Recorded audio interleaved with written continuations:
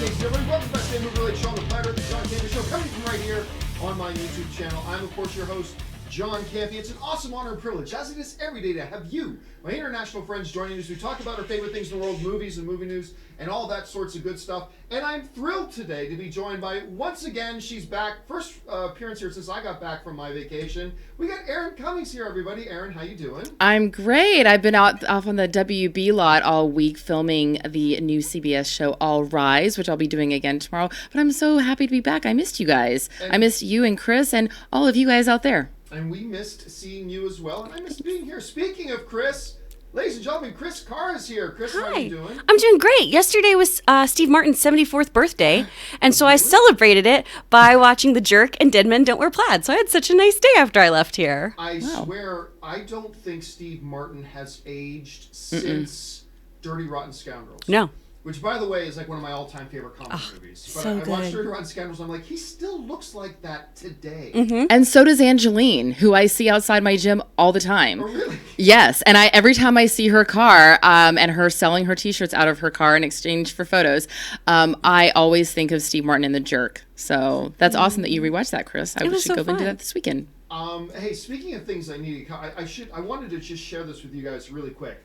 You guys know, if you've been watching the show, that a bunch of you have been telling me that I need to try Pennyworth, which I thought was an idiotic idea for a show. Who the hell cares about an Alfred Pennyworth show? But then I started hearing reviews that they were good, and a bunch of you guys started writing and saying, John, you got to check out Pennyworth. I'll tell you what, yesterday, while I was eating lunch, I put on the first episode of Pennyworth. Oh, hey, John, your mic isn't working. Oh, my mic isn't working? Hold on a second. Let me try again. I'll just reset it. I think it looks like it's working out. Anyway, watching Pennyworth, I had a chance. I finally sat down during lunch to watch it, and you guys were right. It's really good. Now, I've only seen one episode, so I don't want to get carried away. Like, it's not, it's not The Boys good, and I don't think it's Doom Patrol good, but it's real good. And I was enjoying it a lot. I'm going to watch the next couple episodes. They've got 3 episodes that you can watch on Amazon right now for free.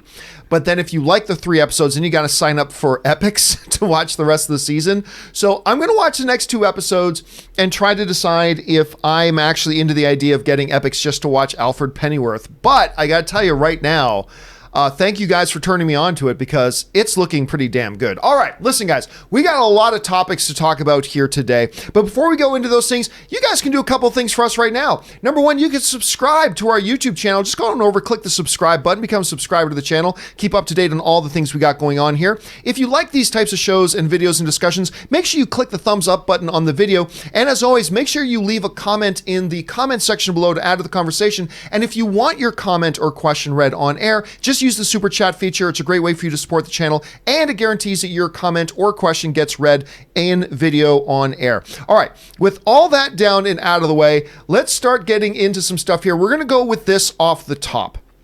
Now, about a year ago, a bunch of people got excited because it was announced that District 9 director Neill Blomkamp was going to be directing Robocop Returns, which is kind of a requel, kind of a reboot, kind of a sequel, all that kind of stuff. Got a lot of people excited. He started talking about it a lot. Then he said he wanted Peter Weller to be back in it. Then just last month, he's been updating people on this Robocop thing throughout the entire process. Then just last month, he was talking about how he made the headlines again because he said he's going to use the original Robocop armor from the original show or the original movie.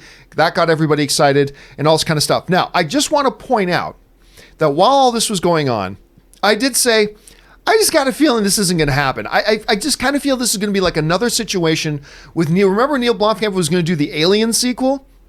And that never, I just got this feeling it's not going to happen. Well, as it turns out, news broke this morning. Neill Blomkamp is no longer directing Robocop Returns. This comes to us from JoBlo.com, where basically they are citing the ever infamous scheduling conflicts, saying he's not going to be able to do it. Now, this was on his social media that he wrote. Neill Blomkamp wrote, I'm off Robocop. He put this up late last night. I'm off Robocop. I'm shooting a new horror thriller, and MGM can't wait / need to start shooting Robocop now. Excited to watch it in theaters with other fans. Neill. All right. So he's not going to do the movie. They're citing the infamous scheduling conflicts thing, to which I have to announce with great energy, bullshit, that this is scheduling conflicts. Get out of here. Look, if you're not doing the movie, that's fine. Just say, hey, things didn't work out. I can't do the movie. This whole scheduling conflicts nonsense, you knew a year ago you were doing this movie. You've been talking all year. Just last month, you were talking about how we've got this new armor and all this kind of stuff. So it's cool that you're not doing the movie anymore. That's fine. Things happen. But this whole, I didn't realize all year. I totally forgot that this movie I'm doing and this movie I'm doing, they overlapped. I had no idea. Bull. So I don't know if you believe this whole scheduling conflicts nonsense. If you do, I've got a great bridge I want to sell you in New York. That's an old saying that my dad used to use. Anyway, so no way, no how do I believe this. Look, and he says they want to start shooting on it right away. I don't know. I've still got my doubts that this movie is going to happen at all. Aaron, you're hearing about this. Number one, I don't think you and I ever had a chance to talk about just what you thought about the idea of going back to Robocop again. But you hear this coming out. Do you think this is something that the studio will just rebound from very quickly? They'll announce a new director quickly and they'll keep moving on it. Do you think this will throw the whole thing off kilter? Are you less skeptical than I am about this whole idea about scheduling conflicts? You're hearing about this story. What do you think about it? No, I agree. I think it does. What's weird to me is oftentimes when you hear that a specific director is no longer there because they want to move forward with the film, it's also quickly followed up by, this person is no longer directing the film because this person is now directing the film. The previous director had scheduling conflicts, but there is sort of a seamless integration or a seamless move from one director to the next. But the fact that he's saying that MGM wants to move forward so fast, well, then why don't they already have another director in place? It does seem a little kooky. And also, what is this horror thriller that he's doing? I feel like there's a big announcement of I'm not on the movie anymore, but I want to hear the big announcement of what's the movie that you're actually doing and who's actually going to be who's going to be directing the Robocop. But yeah, it has been a lot of talk for a long time and not a lot of action. As we in Texas like to say, big hat, no cattle. Okay, I will confess I've never heard that phrase before. Mm-hmm. Big hat, no cattle. I'm going to have to work that into my repertoire at some point because, I've been to Texas once. Anyway, Chris, you're hearing about all this. What are your first impressions? I mean, gosh, we really need to get a move on this RoboCop movie. The demand is crazy. Of course, they're pushing the schedule. What? That makes no sense. In what world are they like, we got to get this done, you guys. This is crazy. I'm with you. I don't think this is a thing that's either happening or is a real thing. I feel like maybe Neill was trying to push a project along for a while. It all feels like it's just been one big red herring. This is his Don Quixote. I'm so over it. Donkey heavy and all hat, no cattle. Well, okay, look, the other thing is that Neill, he hasn't done a lot. Look, he came out with District 9, which is, I've run out of words to describe how groundbreaking and how wonderful I think that movie is. But I also thought Elysium was pretty bad. And I thought Chappie was pretty bad. And he's kind of been struggling with what to do next. And he's been doing, and even just back in 2018, he was doing a Kickstarter to try to get one of his movies going. And then there was the whole Alien thing and that fell apart. So I will admit I'm a little bit morbidly curious about what could this horror thriller be that he's working on that's so big that he's giving it priority over a RoboCop film that he's been talking about for a year at this point. So it is what it is. We'll see how this kind of turns out, whether or not this movie actually happens. Question is for you guys. Do you believe this story that it's just scheduling stuff that's keeping you out? Do you buy that? Maybe you do. Maybe I'm just being overly cynical. Do you think this movie's even going to happen? I'm not saying it won't, but I've got my doubts. Anyway, jump down to the comments section below and let us know your thoughts. All right.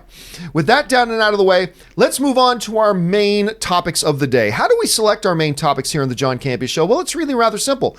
See, you guys come up with our main topics by simply going over to www.thejohncampeashow.com/contact.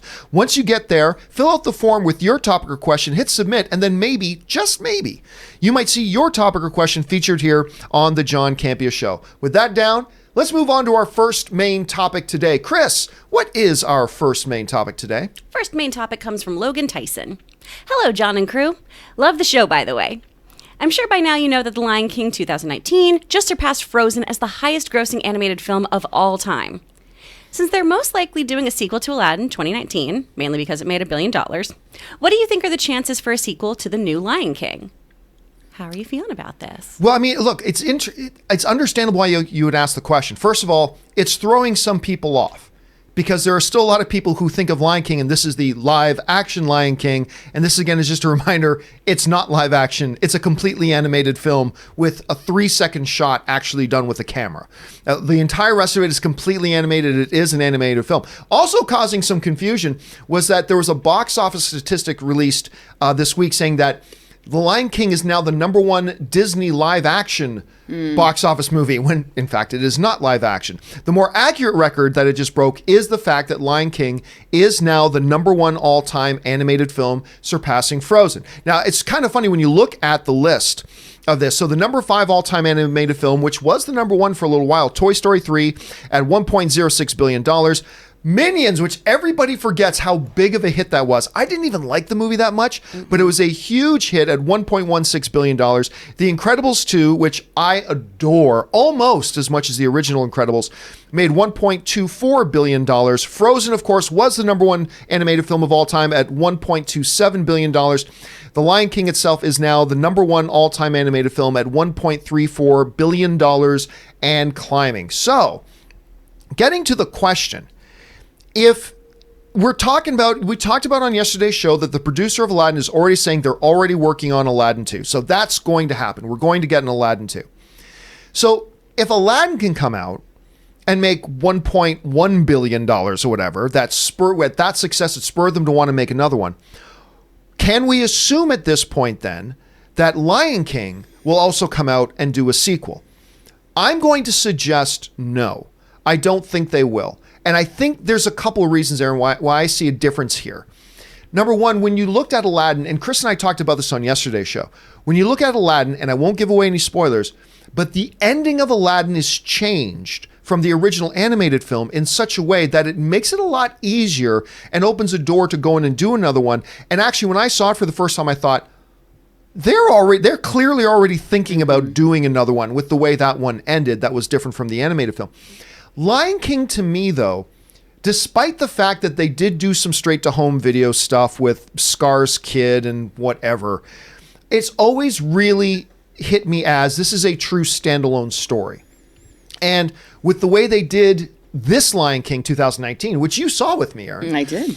I felt that exact same thing. This was a beginning, middle, and end story, closed chapter, done, and I think they're going to move on from it. And look, I don't think Disney is surprised by the success of Lion King. If anything, I think if the reviews had been better and if the audience reception had been better, if it had been at least as high as I liked it, I think this movie could have been a $2 billion film fairly easily. But I don't think Disney's surprised at all by the success here. I think $1.3 billion is exactly was maybe the low part of what they thought this movie was going to come in at.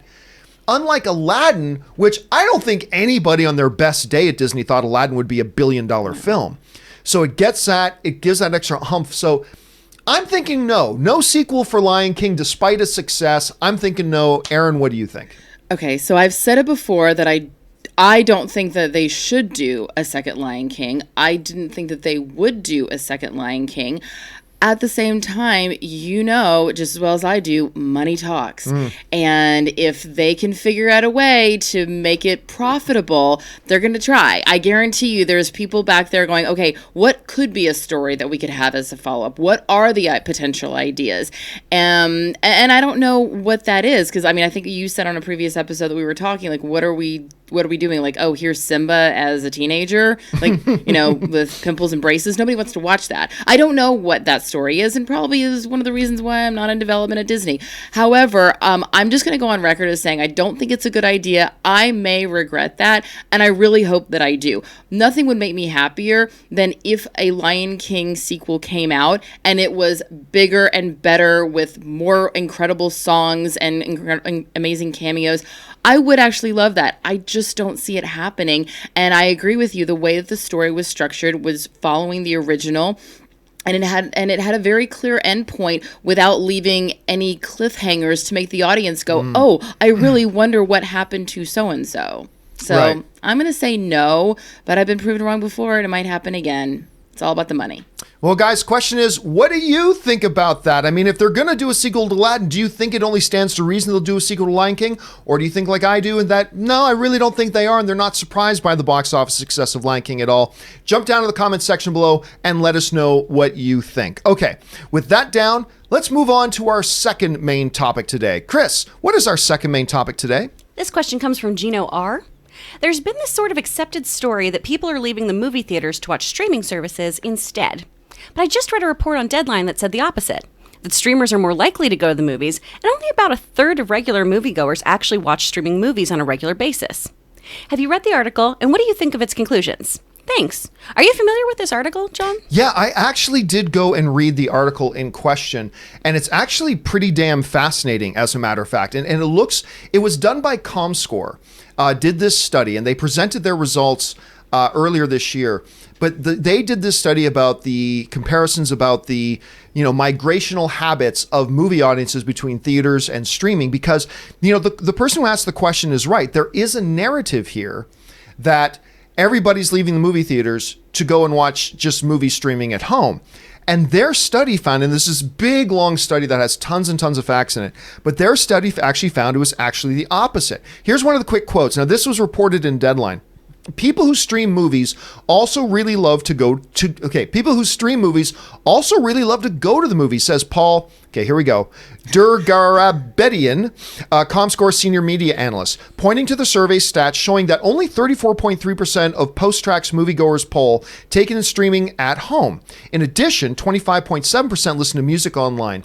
Streaming and the moviegoing aren't adversarial. They are, in fact, additive and complementary. Now, one of the other things that it goes on to say in this report is that in actuality, the people who watch the most movies streaming at home go to more movies in the theater than anybody else. And this reminds me of a discussion we used to have a while ago, Aaron, about, home theater systems. Right? Mm-hmm. There was this argument a number of years ago that, with home theater systems getting better and better and better, bigger TVs, better sound systems, that more people are just going to watch their movies at home. I'm going to get a big theater system. But then this study came out. Remember, we talked about this about 5 years ago.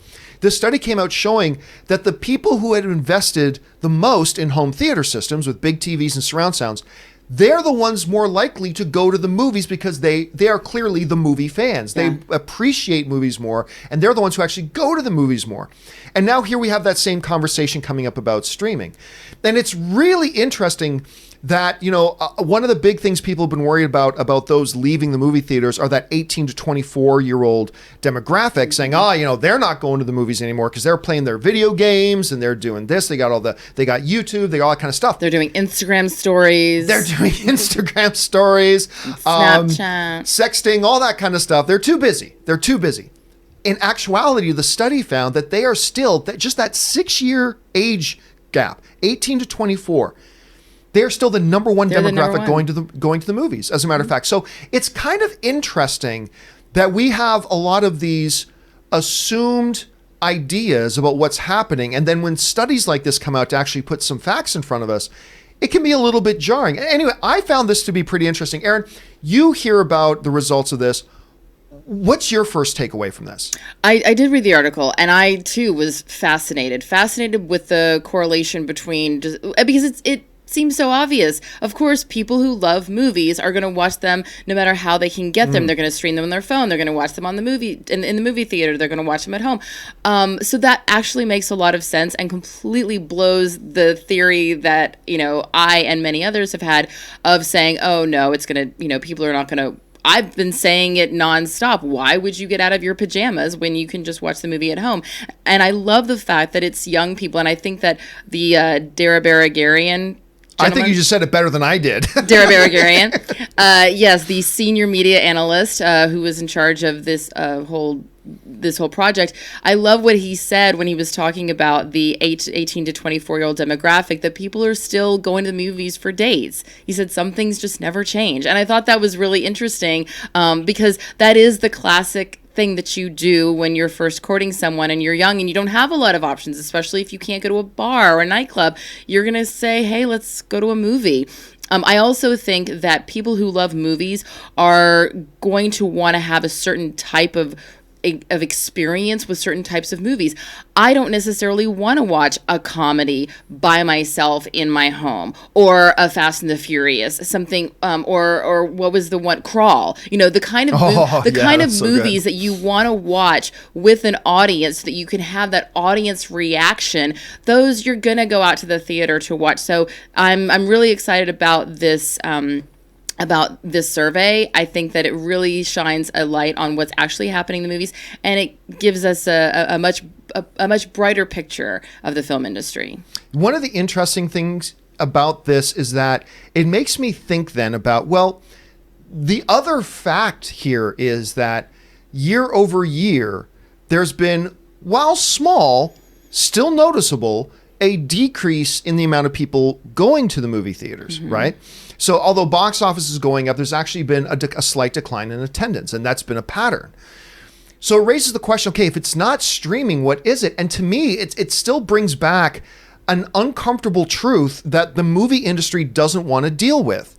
It has become too expensive to go to the movies on a regular basis. Yes. You know, Chris, we talked about this the other day as well. You know, when you're talking about, and look, and I know it's different prices, different areas, but if you live in the area that we live in, the Los Angeles area, the New York area, or Chicago area, or something like that, if you want to go to a movie, and heaven help you, if you want to see a movie in one of the premium formats, whether it's IMAX, Prime, Dolby, things like that, which is the best way to watch these movies, but you want to take you, your spouse, 2 kids, and get some refreshments while you're there. Where did I get kids? Shit, where are they? Welcome to your life, Chris Carr. Oh no! This is my nightmare. No, I take my 2 dogs.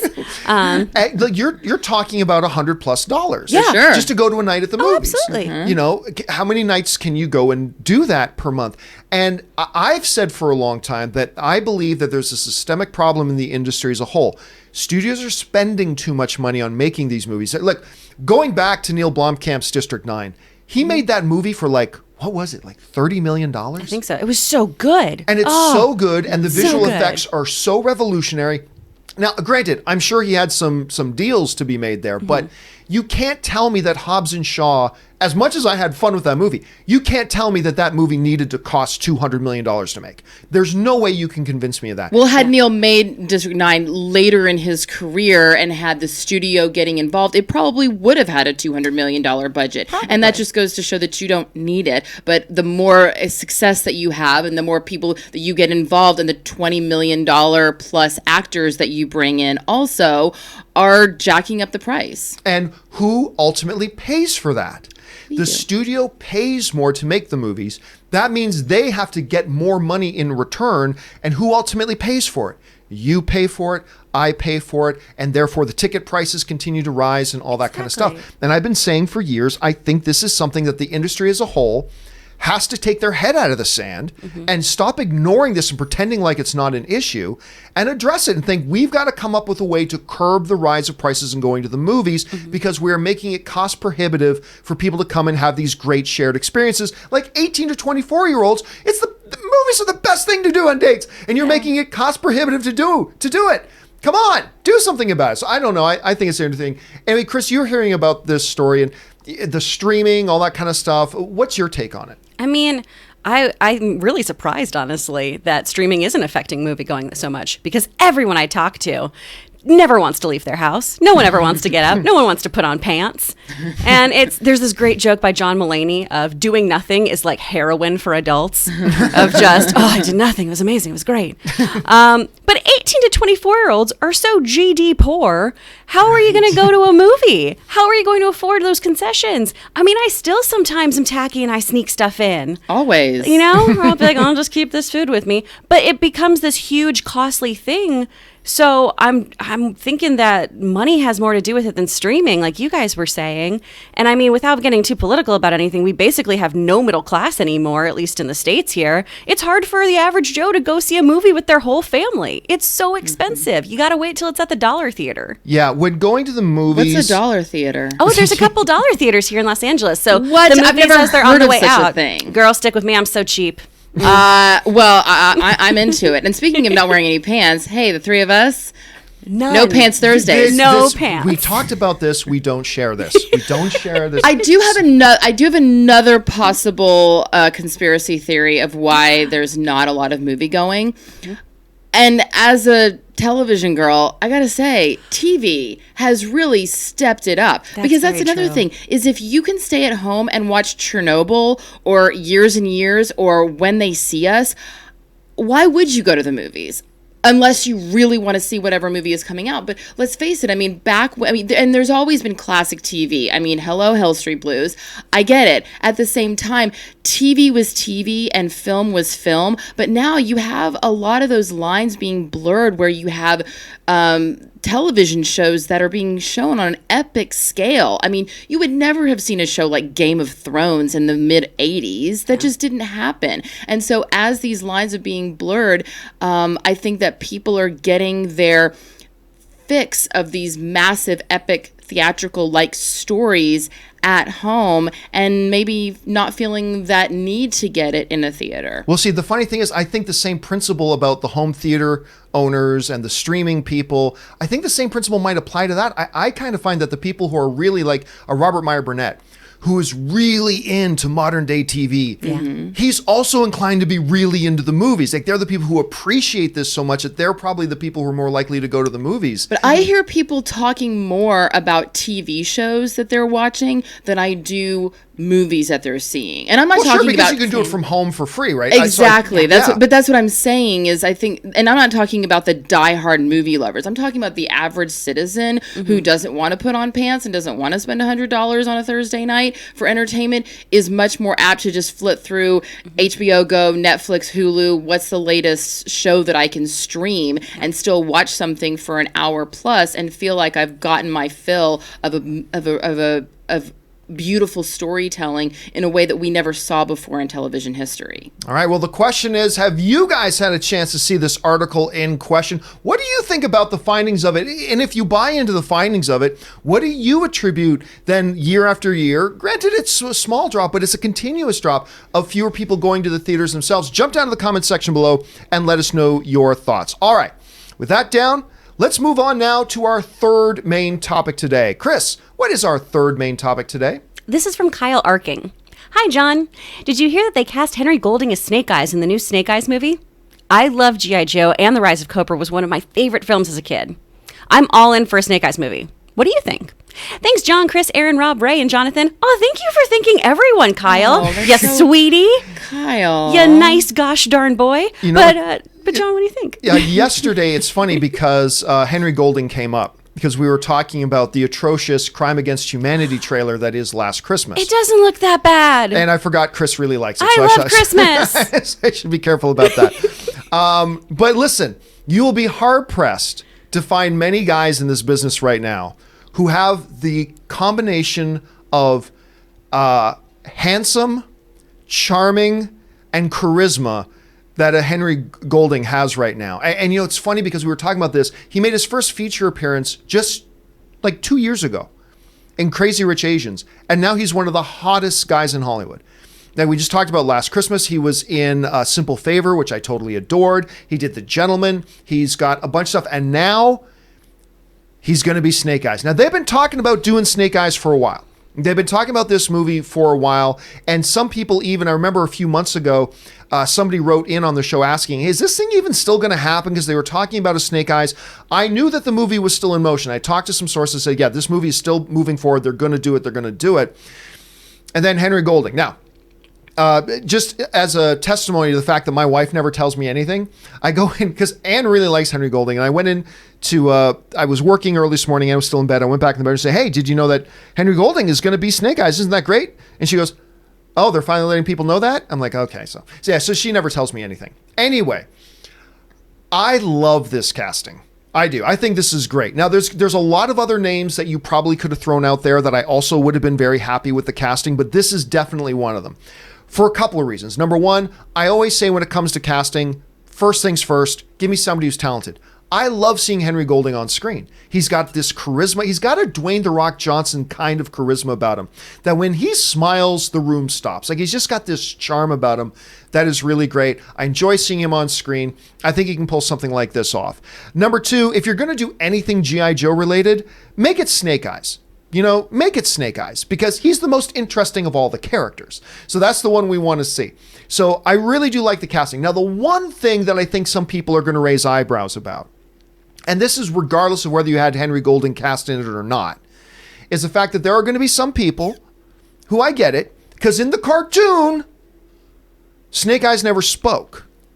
In the cartoon, he never talked. And if he did, it was some one-line thing thrown in at some episode somewhere. But generally speaking, Snake Eyes doesn't talk. You cannot make a movie that way. You can't do a movie about a guy that doesn't speak. At least not in today's era, not with a character like Snake Eyes. So I'm totally good with that.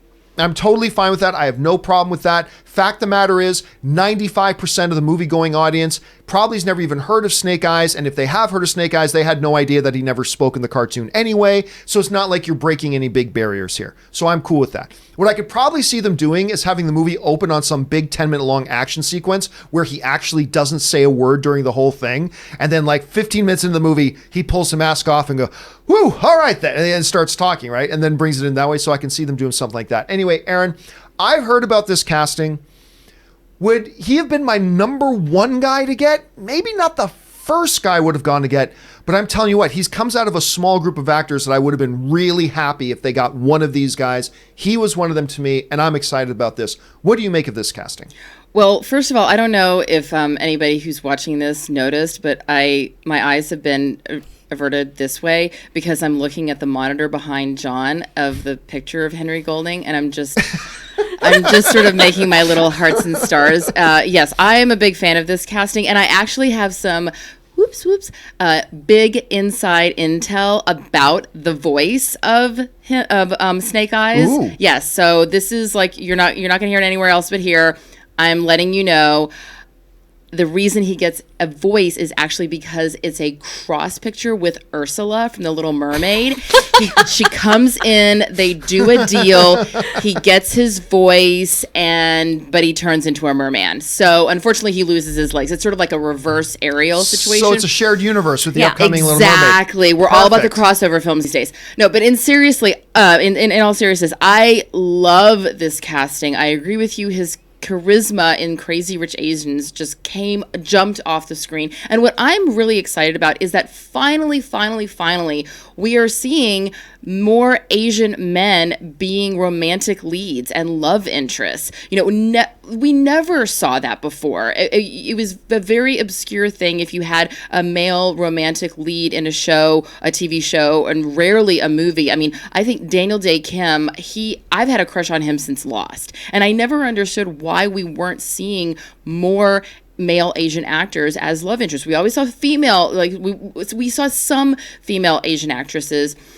but very rarely men. And I'm glad that the male Asian actor is finally getting his due and being the leading man that he should be. And I'm a big fan of Henry Golding. I will watch anything that he does. So I say, Henry, keep it up. Now, there are some people that I've already seen online today mention that, they should have gotten a guy like a Tony Jaa or, one of the guys from The Raid or something like that. And I understand where that's coming from, but that only goes so far. I love The Raid. I love Tony Jaa. I was talking about Tony Jaa just recently.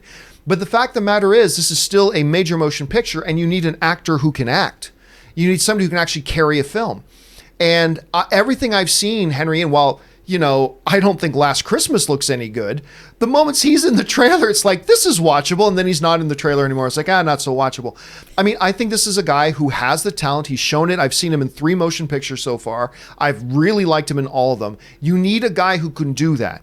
Right. And look at The Boys. I mean, you really don't see any of those superheroes doing any real action fighty scene. Like they don't. But Snake Eyes, you have to. Yes. Snake Eyes is a ninja. He has to be able to do. And stuff I'm like sure that like every big star who does a major film like this, a major action film, he will be in the most ridiculous training with the most amazing coordinators, and he will go through training and they'll pay for him to do all that stuff. I mean, Kate Bosworth didn't know how to surf before she did Blue Crush. Right. And she learned. And on top of that, Snake Eyes, a lot of times, he's wearing the mask. Well, in the cartoons, he's always wearing the mask. But Right, so you can have a stunt double in the same way that that Deadpool. I mean, Ryan Reynolds doesn't do all of those stunts, but it also goes back to that conversation that we had recently where Robert was talking about toxic masculinity ruining the action hero.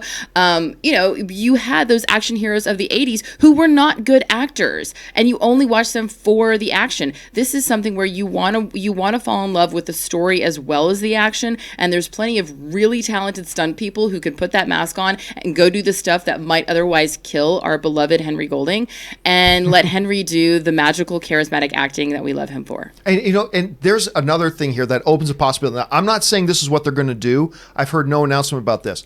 But the fact that you can have like some of the action stuff being done by a stunt guy because he's going to have his face covered anyway, this opens up a door. I'm not saying they're going to do this, but Snake Eyes in the first two G.I. Joe movies was played in the suit, and you never saw his face, by Ray Park, who was, of course, Darth Maul as well, and he was the Headless Horseman as well. You could theoretically, and I'm not sure how Ray Park's and Henry's body types match. They might be a perfect match for all I know. But in theory, you could actually bring Ray Park back to do some of that stuff. And then, and again, you're right. Look at what they did with the actors in 300 and all that kind of stuff. They can train Henry over the next 7 months to do a bunch of stuff himself. And for the really high level stuff, have the mask on, bring in a Ray Park or somebody like that. Then all of a sudden, I think you got a best of both worlds. So I went through Spartacus training. Okay, I did it for 2 days, and then I was like, wait a minute, I don't have to do any of this crap. What am I doing? No, I'm not doing that. I just need to lose a bunch of weight. Sorry. But yeah, I totally agree. They're going to put him through the training, or you know what? Another option, another great person who is often covered in masks and things like that, Doug Jones. So, I mean, I don't know how their body types fit either. I don't know if Doug I'm Jones kidding. could do I'm that. kidding. It would be, no, I'm kidding. Aaron's No. trolling Doug Jones would levels be are cool. over 9,000 today. Like, What? Your trolling levels are like over 9,000. You're just like, let me break down because some secret Doug Jones things for you. is usually the guy in the He costume. is, So it's like, yeah. wait a minute. So it totally be right up his alley. I just don't know if he and Henry Golding have the proper body type. Hey, speaking of Doug Jones, total side note, have either of you guys been watching Star Trek Discovery? No. Rob hates that show. I love it. And Doug Jones is in it. He's like one of the main characters in it, and I totally love him. Anyway, that's off on the side. What do you guys think about Henry Golding being cast as Snake Eyes? Jump down to the comments section below. Give me your pros and cons and off centers and all that kind of stuff. Let me know what you guys think. Jump on down there and leave your thoughts. All right, with that down and out of the way, let's now move on to our fourth main topic today. Chris, what is our fourth main topic today? Fourth topic is coming from Emilio Hernandez.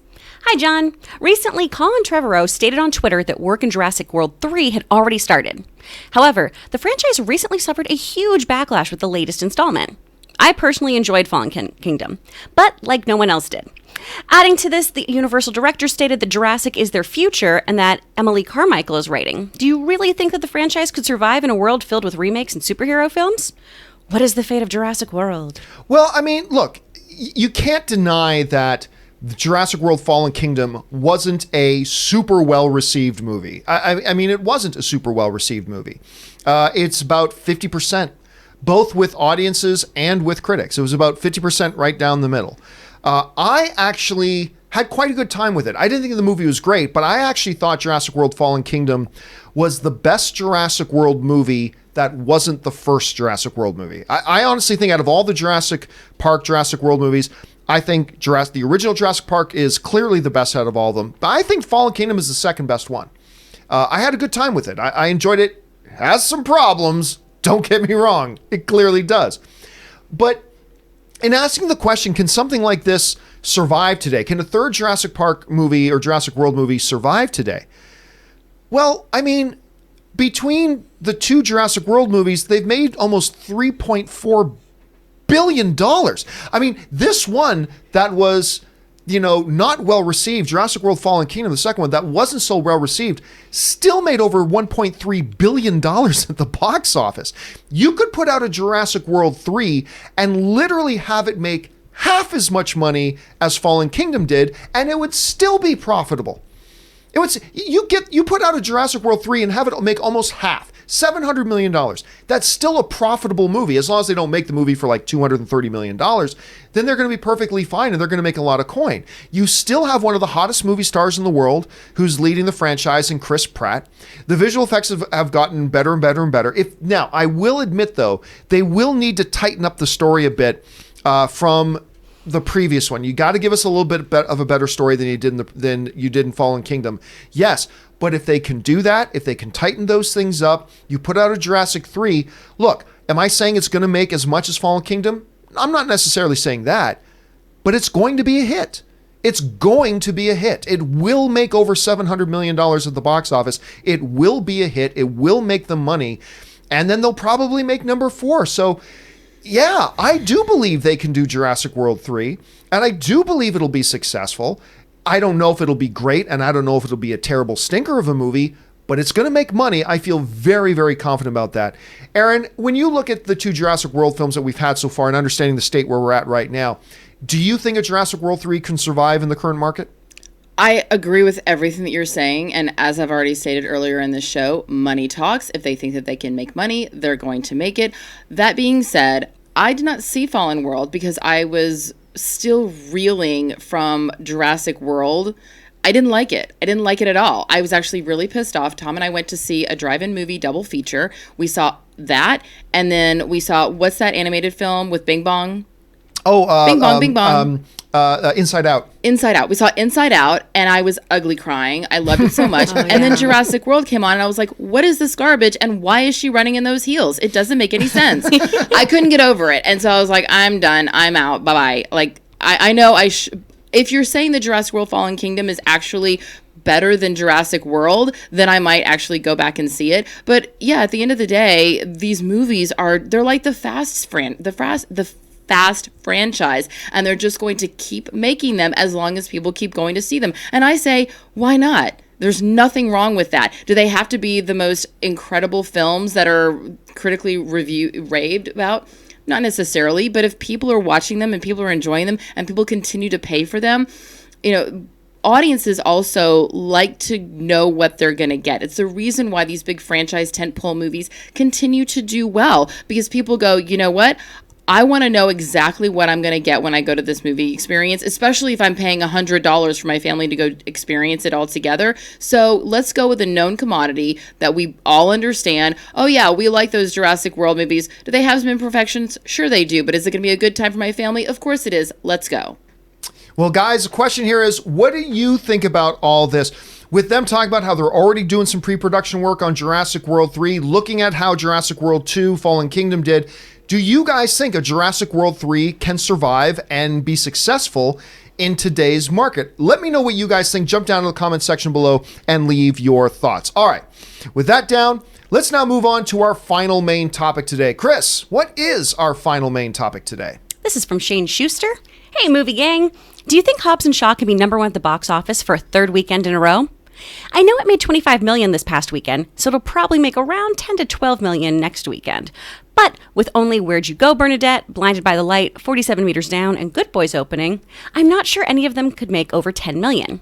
I know some people think Good Boys could make a lot, but although it does look funny, I'm not sure it'll appeal to a big audience. What do you think? We were talking a lot about the Good Boys this week, so how do you think that's going to stack up against Hobbs and Shaw? Yeah, and that's going to be the big question. That's really going to be the big competition. There's a lot of movies opening this week, a lot, because on top of the one all the ones that you just mentioned, there's another one. It's just that it opened on Wednesday. It opened yesterday, which is The Angry Birds 2. So Hobbs and Shaw has been number 1 at the box office 2 weekends in a row. Can it be number 3? Here's what it's got to go against.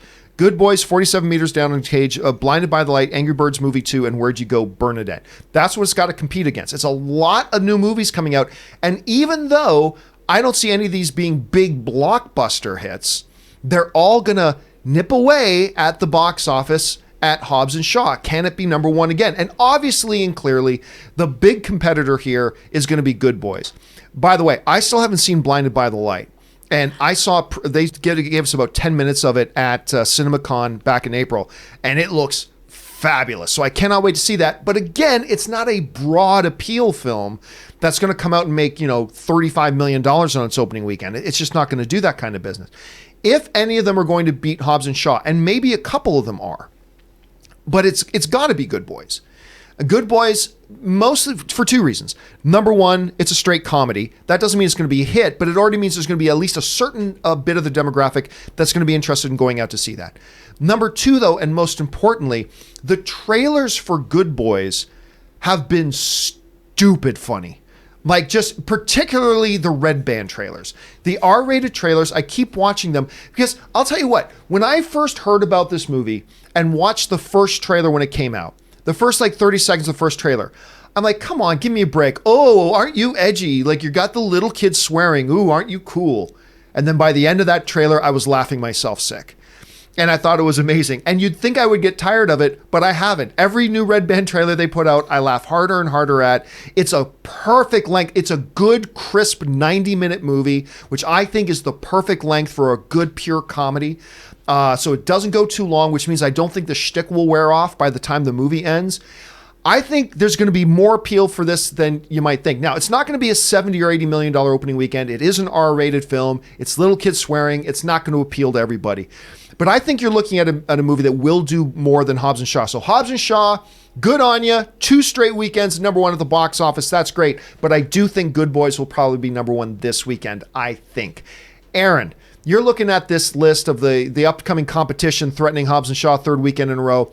Which one do you think has the best chance of taking over Hobbs and Shaw? Well, I'm surprised that there's not more chatter about 47 meters down. Because 47 meters. What is it? 47 meters down? 47 meters down uncaged or something like that? 47 meters down uncaged. Because let's face it, people love their shark movies. They love Sharknado. They love anything with the deep blue sea. They love all the things sharks, and I think the action adventure crowd is going to want to see that when I have their heart racing, that suspense, and that's the kind of movie that you do want to see in a theater. I am definitely going to see Good Boys. I don't know if I'll see it this weekend, and one of the things that I think is alluring about Good Boys is that the little boys that they've cast almost seem like younger versions of the Seth Rogen and his crew world, like Greg Robinson, like the mannerisms and the cadence of speech even that you see in the trailer. I'm like, oh, they basically just mini-me'd themselves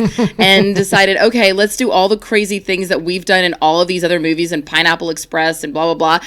And let's just put it in these really little kids because then it's even more ridiculous. So I definitely want to see Good Boys, but I feel like 47 Meters Down and Caged is actually going to be a sleeper hit.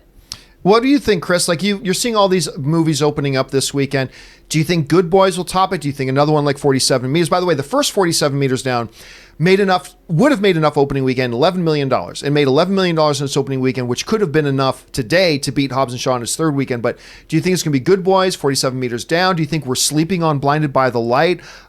We got Cate Blanchett in a Where'd You Go, Bernadette, which was a popular novel series. I mean, what do you see as being the most likely heir to the throne that Hobbs and Shaw is currently sitting in? I really think it's going to be Good Boys. I'd love for it to go to something like Where'd You Go, Bernadette, where that looks like it's even much better than the book, or something like Blinded by the Light. I love Bruce Springsteen. I'm really excited about that movie. But The Boys is so stinking fun. Like, that looks like such a good movie. It's adorable. It's crass. I'm definitely seeing it this weekend.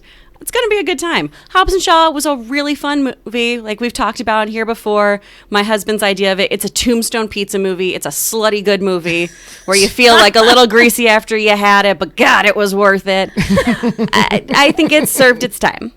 Yeah, and I'm going to go see Good Boys tonight. I'm going to go see Good Boys tonight, and so I'll probably put up a little video on the YouTube channel here once I walk out of the theater, and I'll review it more in depth tomorrow. But I know I'm very excited, but I think Good Boys will probably take number one at the box office this weekend. Question is, guys, What do you think is going to happen? Do you think Hobbs Shaw will hold on to that number one spot for a third weekend in a row? Do you think Good Boys will take it? Do you think one of those other films, maybe an Angry Birds the movie 2, which is right now, by the way, guys, Angry Birds 2 is the number one critically rated video game movie of all time right now. Sitting at, I think, gross. 72 or 73%, which makes it the number one critically rated video game movie of all time. I thought the first one was terrible, but anyway, what do you guys think is going to happen? Jump down to the comment section below and let us know your thoughts. All right, guys, with all that down and out of the way, we're going to take live questions and comments that you guys have been putting in the live chat. But before we get to that, there are a number of other things going on in the world of movies and movie news and entertainment that we don't have time to make main topics here in the show, but we want to make sure you get caught up. So right now, Fact Checker Jonathan proudly presents to you today's installment of the Movie News Feed. Check it out. First up, everyone loves Paddington 2. The sweet-natured, utterly charming family comedy features an incredibly polite bear, Brendan Gleeson playing a character named Knuckles McGinty, and of course, Hugh Grant as highly theatrical villain Phoenix Buchanan. From Slash Film, Grant's career is long and storied. But if you're curious as to what the actor thinks is the best movie he's ever been in, look no further than Paddington 2. Grant said the following: "I was presenting, I think, at the Golden Globes, and they do that thing when you walk out and they say, 'From the forthcoming Paddington 2, Hugh Grant.' And someone showed me Twitter afterwards, and people were full of derision. Christ, has it come to that? Poor old Hugh. Paddington 2, sequel to a kid's film? It's particularly annoying in the case of Paddington 2, because I genuinely believe it may be the best film I've ever been in." Next up, the Disney Channel has been a consistent and steady launch pad for numerous stars over the years, and now they challenge themselves in more mature projects that range from Ted Bundy movies like with Zac Efron to HBO's Euphoria with Zendaya.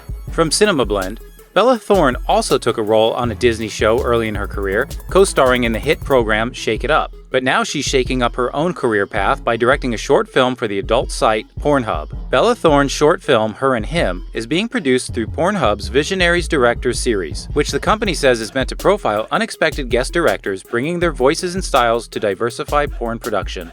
Next up, you don't see that many films acquired at Sundance getting sequels, but Sony Stage 6 Films is working on a second installment of Searching. From Deadline, Sony Stage 6 Films will have to find a new plot and cast for the sequel, but the original creative team has been engaged to return and figure all that out. Sony Pictures Worldwide Acquisitions bought the film for $5 million in a world rights deal and watched it become a breakout hit that grossed $75 million worldwide. Next up, The Crown was intended to span 60 episodes spread over 6 seasons, as it told the story of the reign of Queen Elizabeth II, and given that Elizabeth's reign covered quite a number of years, it was only natural that multiple actors would play the Queen. From JoBlo.com, with the third season slated to debut this November, and the fourth not arriving until 2020, there's still a bit of time to wonder just who will fill the role of Queen Elizabeth II in the final 2 seasons. But Peter Morgan teased that it could be someone audiences are quite familiar with, Helen Mirren. The actress played the Queen twice before, once in 2006's The Queen, and again in the 2013 play The Audience, both of which were written by Peter Morgan. The third season of The Crown will debut on Netflix on November 17, 2019. And finally, NBC is developing a series adaptation of the 1980s film St. Elmo's Fire. From Variety, the series is described as a modern adaptation of the film that showcases a group of close friends struggling with career, commitment, and the responsibilities of adulthood. Released in 1985, the film starred many members of the so-called Brat Pack, including Emilio Estevez, Ali Sheedy, Judd Nelson, Rob Lowe, and Demi Moore. And that will do it for today's installment of the Movie News Feed. And now you are all caught up to date with everything going on in the world of movie news. Special thanks to Fact Checker Jonathan. And bet you never thought you were going to hear a Pornhub story on the show, but there you go. Okay, now it's time for us to move on to your live questions that you guys have been sending in. So let's jump over to that right now. And the first question we're going to get started on here comes to us from Curtis Lopez, who writes, one of two. Hey, Aaron, I know you said that you were on the TV show All Rise. I work at Warner Brothers Studios as a tour guide, and I think I've actually met Curtis before when I was taking the tour at Warner Brothers. And I thought I saw you yesterday, too. Wanted to say hi, But I was working. Yeah, you are. But by the way, why don't you just tell everybody just for a quick second here, Erin, about this new show, All Rise. It's CBS, yes? Yes, thank you. I will. So it's CBS. It's a new television show called All Rise, and as you may guess, it is a courtroom drama. Or one of the other short films coming to Pornhub. That's very true. Yes. Very true. And I know you say, oh, another courtroom drama. What's exciting about this is it stars Simone Missick, who is amazing. I like her. Yeah, she's phenomenal. And I mean, from the table read, I said this woman is incredible. She is so incredibly talented. And she was a prosecutor who now is a young judge and has to deal with the transition of that, and also having a big heart and wanting to help out the people in a way that traditionally judges have not necessarily been known to do. And so there's also some really great other prosecutors, Wilson Bethels, who I co-starred with on Astronaut Wives Club, Jessica Camacho is also on the show, and Marg Helgenberger for those CSI fans. She's also on the show. I play a police officer who might be a little dirty, just saying. It will be premiering on Monday, September 23rd, and will be airing at 9 p.m. on CBS. And I hope that you all tune in to watch it. CBS is really excited about it, and everybody else is too. And as for Curtis, hey buddy, I am going to be working tomorrow as well. You'll see me. I'll have my parasol because this bursts into flames if I'm in the sun for more than 2 seconds. So I'm going to come up next. I'll come up to the tour guide stand because I see you guys obviously every day when I'm walking to and from the stage. So I'll come up and I'll ask for Curtis, and I'd love to meet you and say hi. So that's what I'll do. All right. Looking forward to that show, by the way. Arturo Beltran writes, DDD, Digimon, Digital Monsters, Digimon are the champions.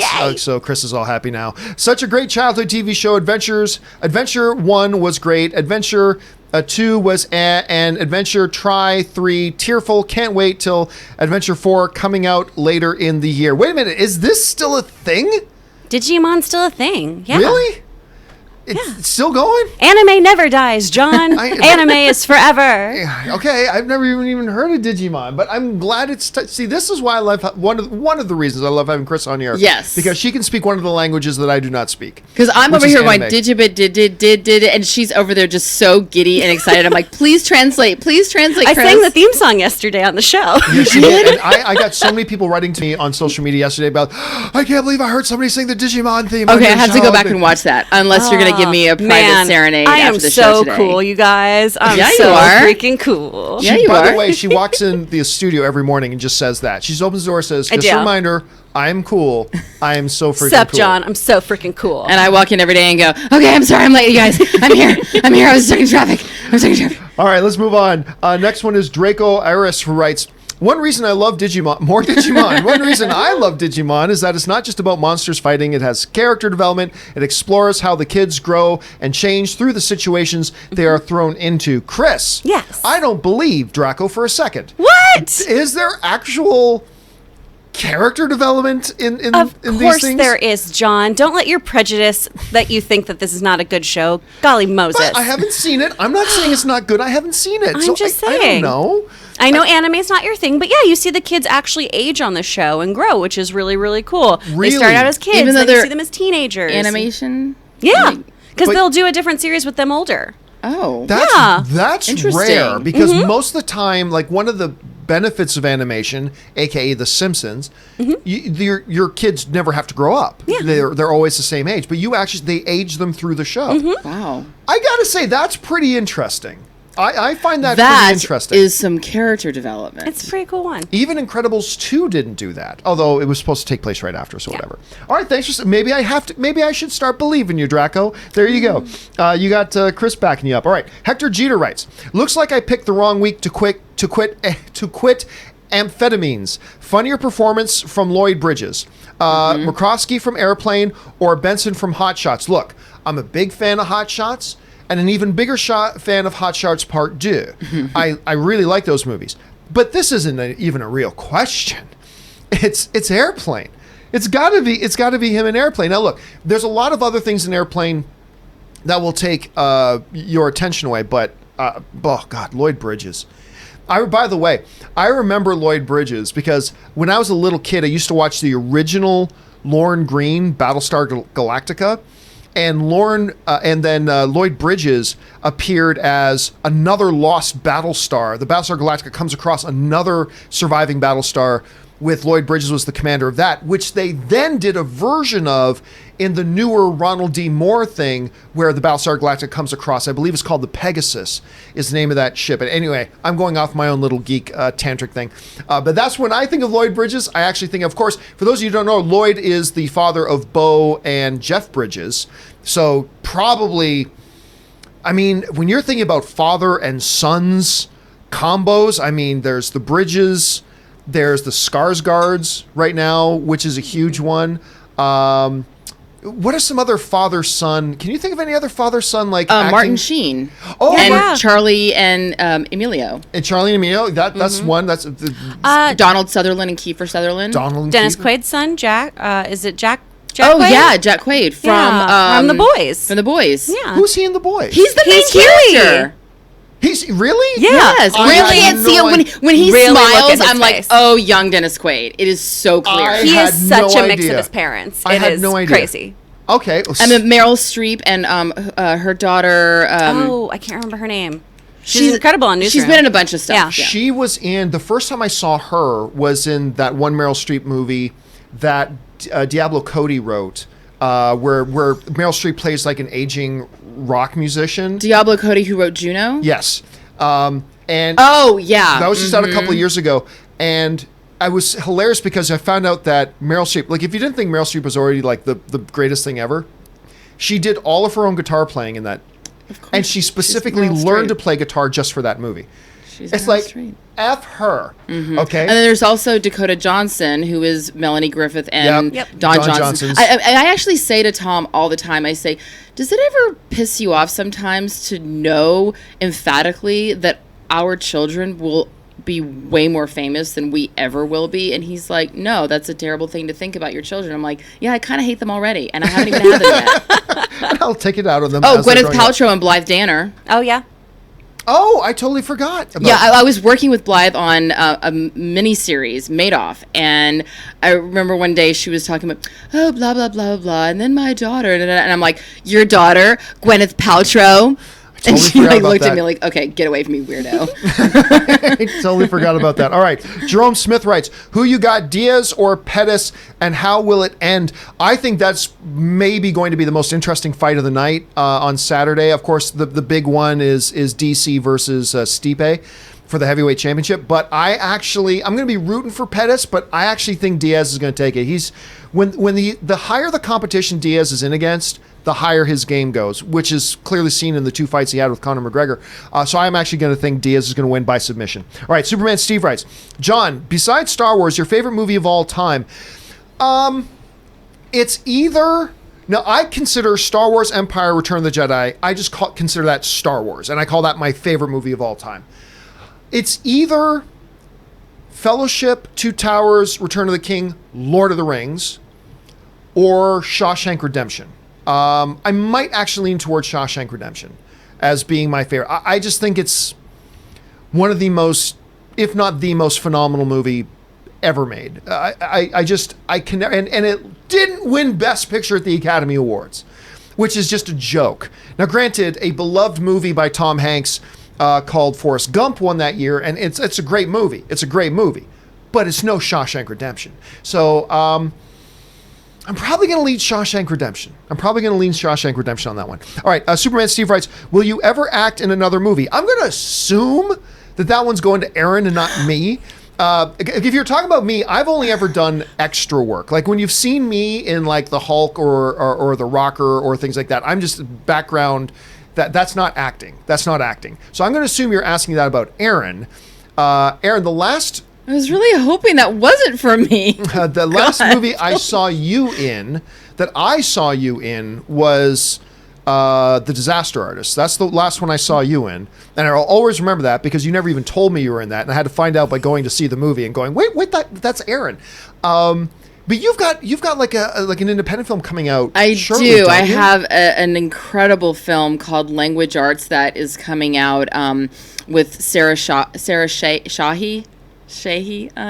You would know better than me. I didn't work with her. We were in two totally different timelines. But yes, I will do another movie again. Hopefully, I would love to. You know what? Because you do a lot of television. I mean, Yeah, you do a I do. hell of a lot of television. Yes. But I will say this. Actors are actors. I am auditioning for a play at the Geffen this afternoon. I'm auditioning also for a new show on the CW right after I leave here. Like I'm an actor, and yes, I would love to do another movie. I would love to do another TV show. I would love to do another play.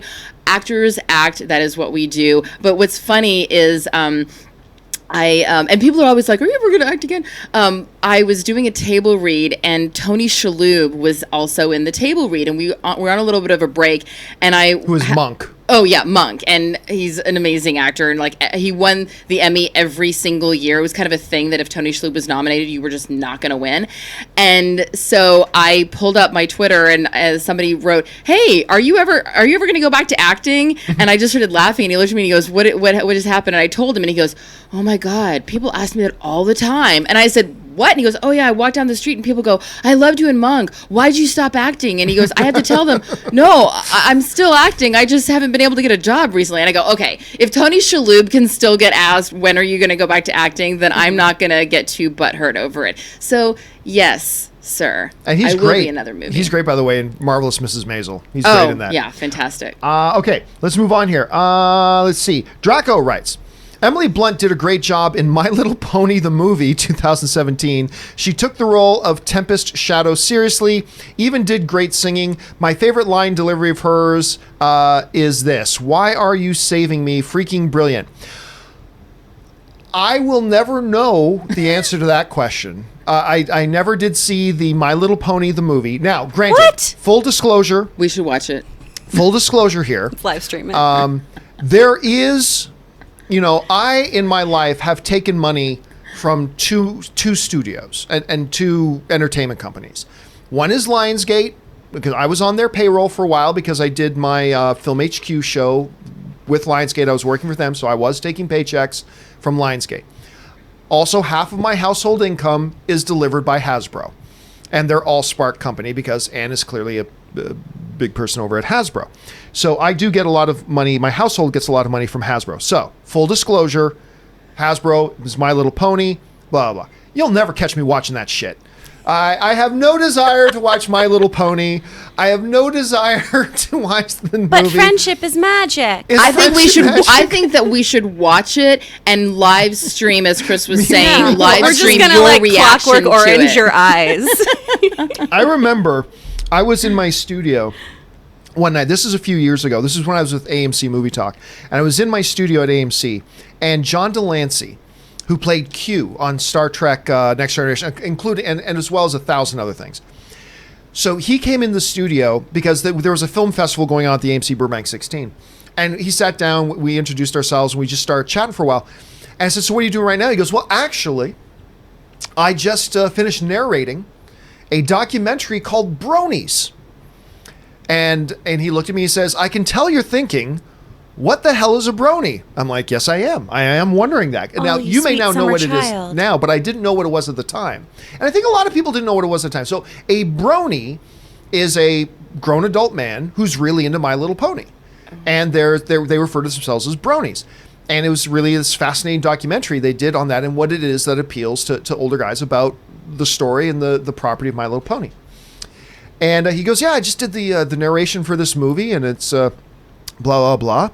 And I said, "Wow, like, so did you come out of that with a real understanding of it?" He goes, "Oh, I still don't know what the hell those guys are thinking, but I thought it was interesting." So, Everyone's got a thing. I am not a brony, which doesn't mean you shouldn't be a brony. I'm not saying there's anything wrong with being a brony. I'm just saying I'm not one. That's all. That doesn't necessarily mean anything bad, but It doesn't surprise me, though, that Emily Blunt would take her character seriously, because that's what a good actor does. Is I think if you were to go into that and go, oh, this is just some stupid fluff, My Little Pony, whatever, then you're not going to commit to the character. And then for whoever is watching, whether it's a 7-year-old girl or a 37-year-old man, you want to be able to create that reality for the people that are watching. And I think that good on her.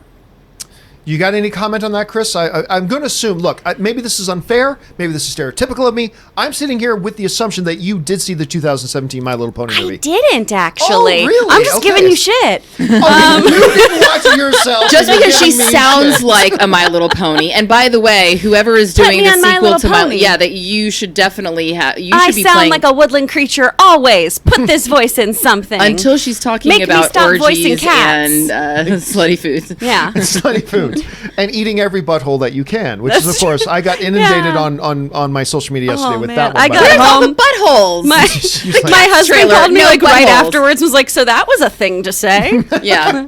You felt pretty passionate today, Chris's huh? review of cats. Where's the buttholes? Where next one up, Laugh Warehouse writes, Basically focused. thoughts on the CBS Viacom merger. I'll be honest with you. To be completely honest, I've just never seen them as two separate things anyway. Like, I know they did The Division and all this, but to me, CBS has always been, Viacom has always been CBS. So to be really honest with you, I've got no thoughts on it at all, because I've always just seen them as one and the same anyway. So not a big deal to me, to be honest. Richard Karate writes, John, who is the better horror director, Wes Craven or John Carpenter? Somebody asked me this exact same question like a month ago. Look, all due respect to Wes Craven, I think both very good, but I got to go with John Carpenter on that. Richard Karate also writes, with The Rock, John Cena, Batista now appearing in Hollywood, with CM Punk's unsuccessful UFC tenure looking over, do you think he will transition into movies? Your thoughts? I don't see why anybody would give him a chance. And I've never seen anything from CM Punk that suggests he is either any good at acting or, number two, has any interest in acting. So I don't know. Honestly, Richard, to me, it's the same thing of walking down the street and seeing a guy, working on road construction, say, hey, do you think that guy might go into movies? I mean, he could, I suppose. The thing that's working against CM Punk right now is the fact that hasn't been in the spotlight for a long time. It's been years since he left wrestling. And unlike guys like The Rock and Batista and stuff like that, who transitioned while they were still fairly big names and started And my getting boyfriend acting. John Cena. And John Cena as my well, boyfriend. who is still wrestling. You guys are so in love. We are. Is still in wrestling. No Pants Thursdays. But he hasn't been doing that for a while, and his UFC. So, well, I think I applaud him for doing that and getting the UFC, but he was in 2 fights and he got his ass handed to him in 2 fights. So they're two very, when you're talking about Cena, The Rock, Batista, that's a very, very different set of circumstances from a guy like CM Punk. And by the way, just rumor, but I hear CM Punk might be popping up in AEW. Which is the brand new wrestling federation that's coming out to challenge WWE and all that kind of stuff. I'm hearing rumors that he may be popping up in AEW, so hold on to your hats to that. Either of you guys have any deep My Little Pony CM Punk observations? Oh man, CM Punk in My Little Pony. So good. So good. If John Cena can be in movies, anyone can, because you can't even see him. What? Wait, what? What? That's John Cena's thing. Okay, he you can't flashes see his me. hand like he says, "You can't see me." So Yeah. Okay. I will say this. I think that there is an idea that if you're on TV in any sort of way, if you're famous, or if you're somehow on TV, you should be in the movies. And I mean, and it's a similar thing like with a reality show stars. There was a whole idea initially when reality shows first became a thing that people, I'll get my foot in the door by being on a reality show, and then I'll just cross over and be a television or a movie star. And it doesn't work like that, because they really are two completely different jobs. Similarly, we see people in the music industry who try to do a crossover. Sometimes it works, sometimes it doesn't. Jennifer Hudson, it clearly works very well. She's had a wonderful career and won an Academy Award for being an actor. Kid Rock, Joe Dirt, not so much. Which, by the way, F-U-C-K that dude for calling out Taylor Swift. I don't know if you guys saw that on I did Twitter. see that. It was disgusting. It was so gross.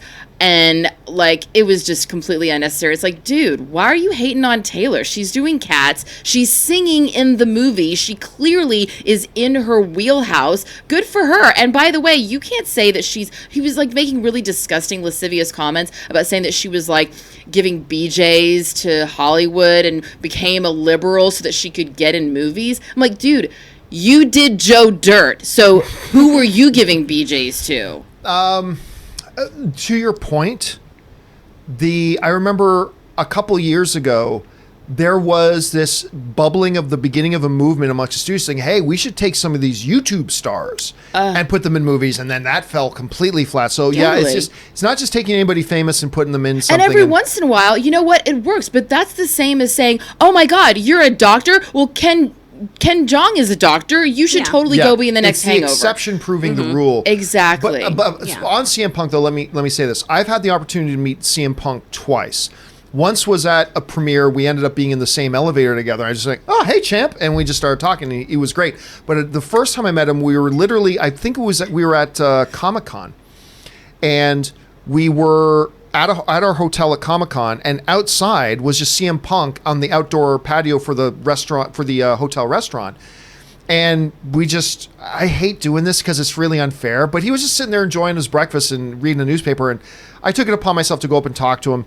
And Ann and Corey, who are both big wrestling fans, came over too. Couldn't have been sweeter.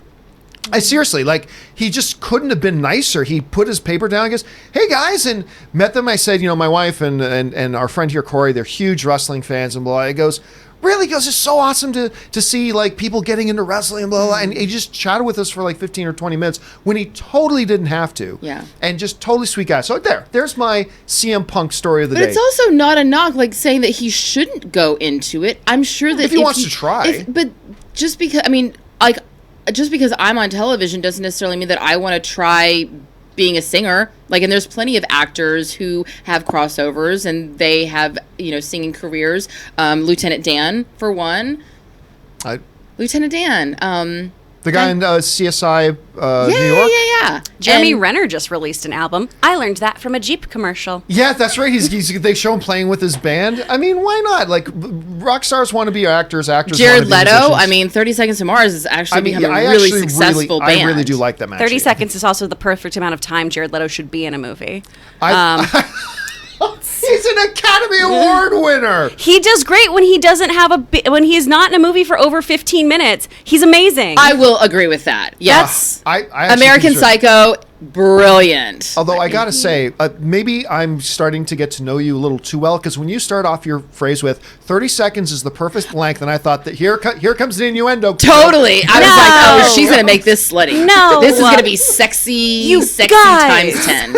We're talking about My Little Ponies today. Stop it. And all of a sudden now I'm thinking about pony buttholes. How dare both of you. All right, let's keep going here. ZMG Ruler writes, Thursdays are fun. seeing Ray Fisher, Jason Momoa, and Bernie Sanders. Bernie Sanders? Bernie Sanders. I'm pretty sure that's who they meant.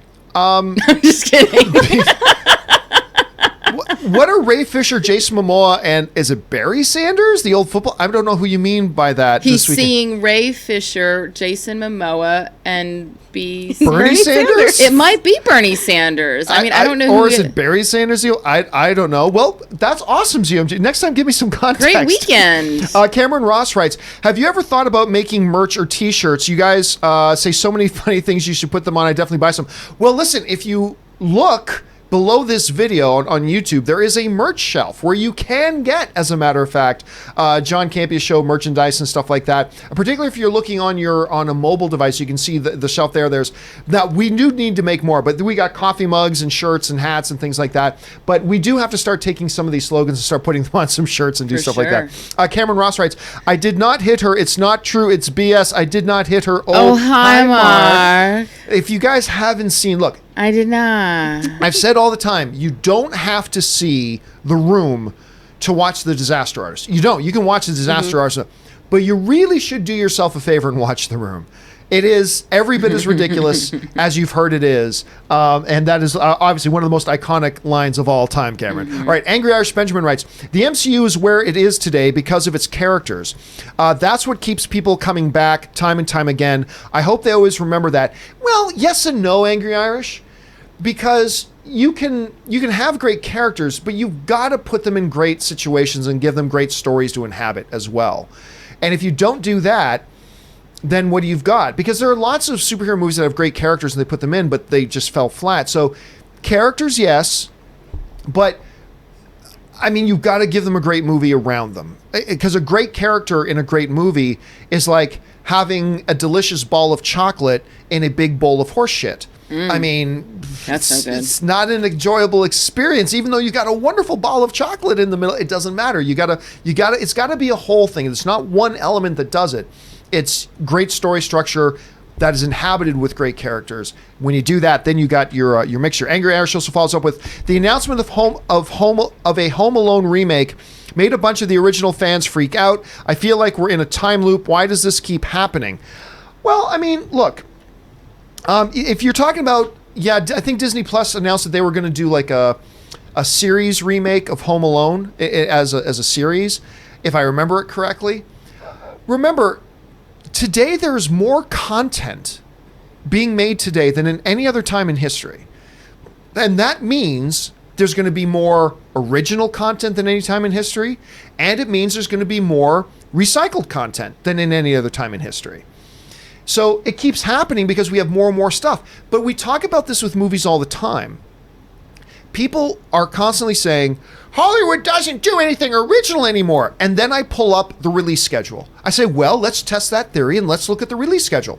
Original, sequel, original, remake, original, and it's like the originals outnumber the sequels and remakes by a large margin. It's just that it's the sequels and the recognizable IPs that we pay most attention to. It's like a fly on a wedding cake. Look at it. What do you see? I see a fly. Well, what about this whole huge wedding cake?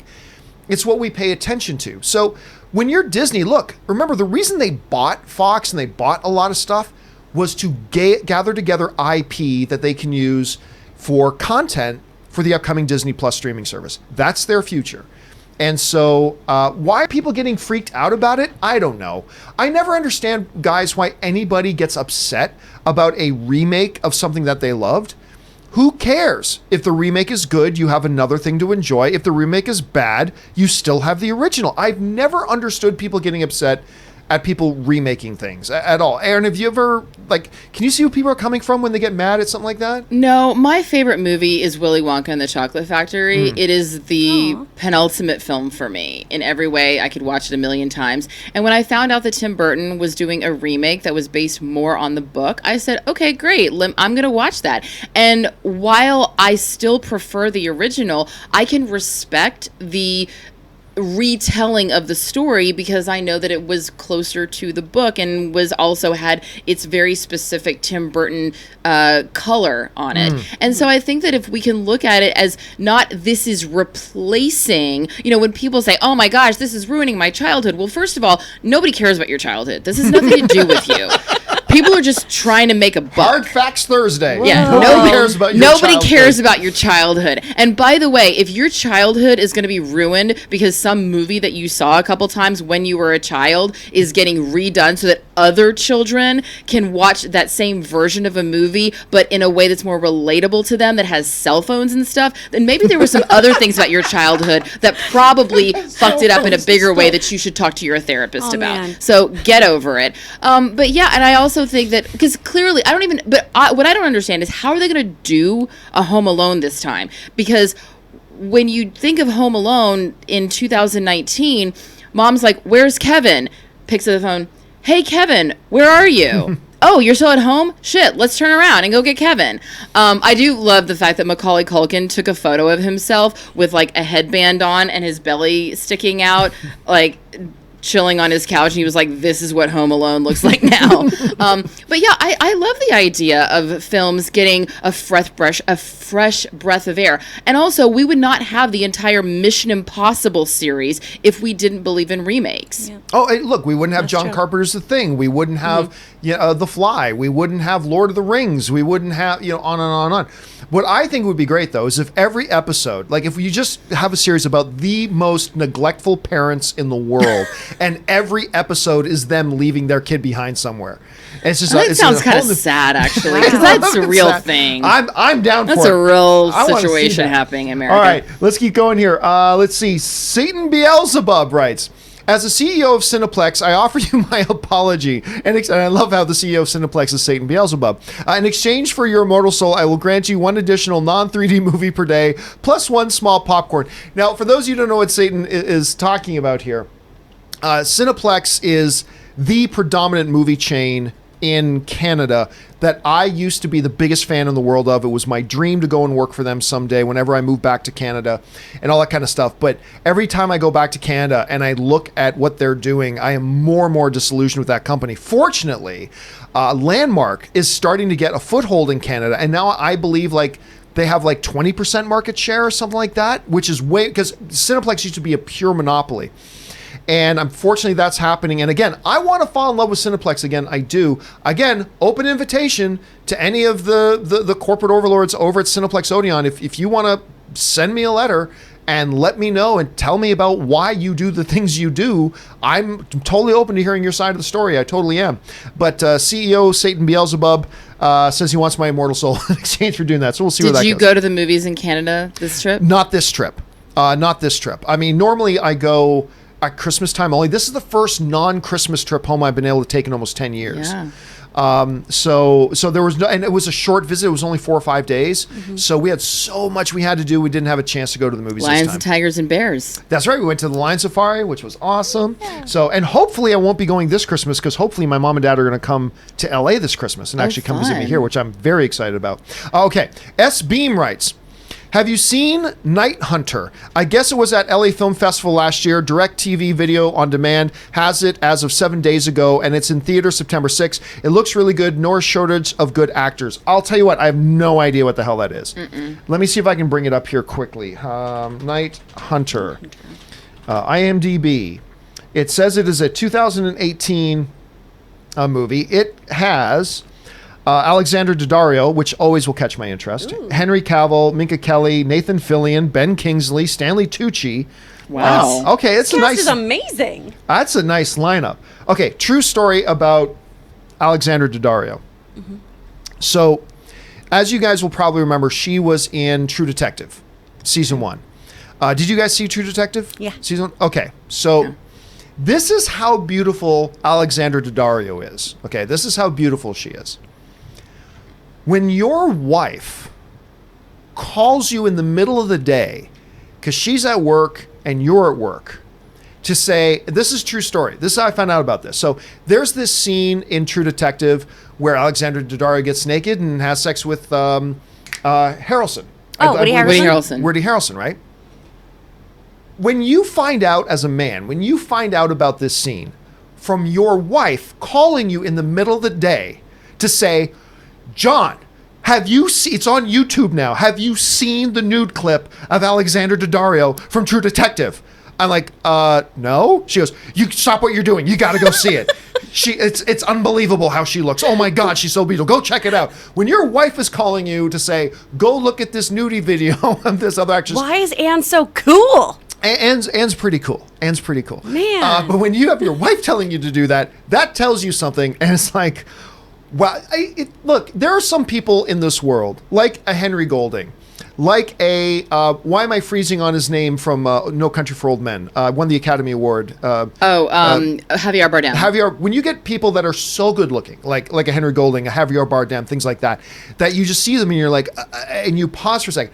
Alexander Daddario is that kind of beauty. Oh, absolutely. She looks like a painting. And I think she's funny, and I really liked her in San Andreas when she was playing Dwayne "The Rock" Johnson's daughter.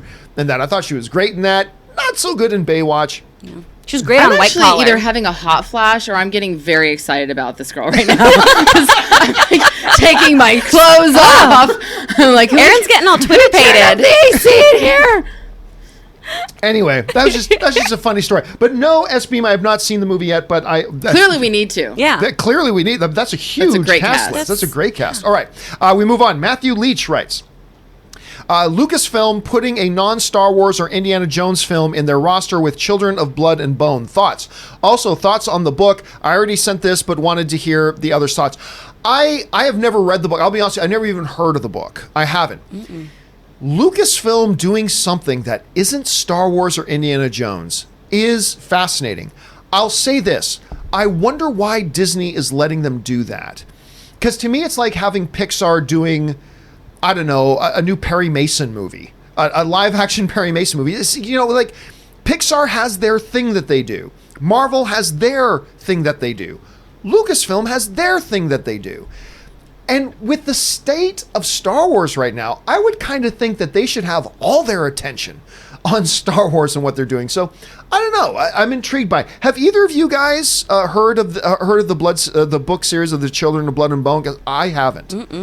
No, but also, I mean, if we're talking about something that is going to be in long-term development, regardless of what's going on with Star Wars right now, maybe this is something that eventually would fit into Lucasfilm world. Yeah. That name is just so damn metal. God. Yeah. Oh, I want to paint that on a van. They'll shorten it. It'll just be Bloodbone. Well, hey, look, if you can put out a movie called, what is it? Birds of Prey, The Fabulous Emancipation of One Harley Quinn. If you can name a movie that they got coming out this year, then you can call a movie this too. Yeah. But I really don't know much about it, but I'm curious. I'm curious to see what they go with this. Otto000 writes, Infinity War was my favorite movie ever, but I think Endgame has taken that spot. For me, it's the perfect, it is perfect, makes me tear up every time I even think about it. I mean, hey, look, there's a lot of people that love Endgame, and I truly, truly love Endgame. To me, it's not a top 5 comic book movie of all time. I don't think it's as good. It's certainly not as good as Logan. It's not as good as The Dark Knight. I don't think it's as good as Infinity War. I don't think it's as good as Civil War. So to me, it's not even a top 5, but it is on the top. It's on that top shelf somewhere. I mean, it's an exceptional movie. I enjoy it very much. It's got a lot of logic problems. That movie is loaded with logic problems. But we overlook them because the results of those logic problems is some pretty damn entertaining stuff that I adore and love. But definitely it's up there. And I bought it the moment it became available on streaming. I bought the hell out of that. So it's truly one of the great ones. Otto also writes, walked out of Endgame worrying that I may never see a movie again that makes me feel the way I feel after Endgame. So happy to grow up with the MCU. And that ultimately, guys, to me is what I'm always talking about. Movies are meant to be experiential events. We go to movies to have an experience. Whether that experience is to laugh, to feel thrills, to feel fear, to pee in your pants, to pee in your pants, to be like I did when I walked out of Endgame. So Otto, I'm glad that you had a wonderful experience walking out of Endgame. I urinated on myself because the movie's way too long and I drank way too much Diet Coke. So thanks, Avengers Endgame. That's all I remember when I go and think about that movie. So when you hear I peed my pants. Erin got wet watching Endgame, that can mean one thing, or it can mean something totally different. Technically, it was actually on the way to the bathroom. To the bathroom was when it happened. But that's the thing, movies, they're meant to give you that experience, and they're meant to be experienced. And I bet watching Endgame, you were pointing this out earlier, Erin, alone, if you watch it for the first time alone in your living room, not the same experience. Right. No. The laughs are better when you're watching it with an audience. The thrills are better when you're watching with an audience. Hearing Captain America, seeing portals open up behind him, and then hear him go, Avengers, assemble. Oh my That's God. not the same experience if you're watching it alone in your living room for the first time. You got to be in that audience. Watching an Infinity War when Thanos does a snap and everybody starts to die is not the same if you're not in a room with 700 other people going, no! I mean, it's about the experience of it. And the fact, Otto, that you had that experience is awesome. Beautiful. And that's what it's all about. Yeah. And I hope we get to have more experiences like that this year. All right. Just a few more, and then we've got to let. I don't want to let Aaron and Chris go because I'm having such a good time today. It's so fun. But let's see if It's a we can good get day. through. Let's get through a couple more here. Murray Reich writes, just rewatched Rocket Man. Taron Egerton is so great as Elton. He sings and plays the character well. I'm a sucker for his music. I'll tell you what. Did you guys have a chance to see Rocket Man? Mm-hmm. I did not, and I'm really upset with myself for not seeing it because I want to. I loved it. It's no Bohemian Rhapsody. Like I thought Bohemian Rhapsody was the better film. That's not fair. Well, yeah, maybe not. But Taron is so good in it. He's so good. so good in it. And it's a very enjoyable movie. It's not structured as well as something like again, like a Bohemian Rhapsody, which is a contemporary to it. But, I mean, look, if I bought in completely to Taron Egerton with Eddie the Eagle. Mm-hmm. That's the movie because I loved him in Kingsman, I did. But it was in Eddie the Eagle playing opposite Hugh Jackman that I went, okay, he didn't just play Eggsy. This kid can act. Yeah. Because I loved him in Eddie the Eagle. And then to see him really step up and do the Scouts. Because remember, at one point, Tom Hardy was supposed to play Elton John. And then somebody else was supposed to play Elton John. And then it came to Taron Egerton. It's like, really? And you're right, he does all of his own singing in it. Yep. He's wonderful in it. It's great. What did you think of him in that movie? I Chris? love him in that movie. And I've got to disagree about Bohemian Rhapsody. I think Rami's brilliant in it, but I think that movie has a huge pacing problem. Really? Oh, yeah. I was a fan of him. I was not a fan of the film. And then obviously the Live 8 stuff was incredible because, I mean, Rami went and got a movement coach and everything was so succinctly just like Freddie. It was incredible. But I think Bohemian Rhapsody had those kind of little kisses of Moulin Rouge stylization that really just jives with me. Very much was a Moulin Rouge. And I loved it. The kids who played young Elton, too. Oh, I mean, good. come on, so good. And that first big number when we finally first get Taron singing is just so good. It's so amazing. You should definitely see it, Aaron. I think you'd like it. I will. All right, just a couple more here. Murray Reich writes, whatever happened to Touchstone's Pictures? I'm not really sure. That was kind of like Disney's more mature brand. Yeah, they released Pretty Woman. Maybe they're still around and all that kind of stuff, but they certainly need something like that right now, Murray. Definitely more than maybe ever before.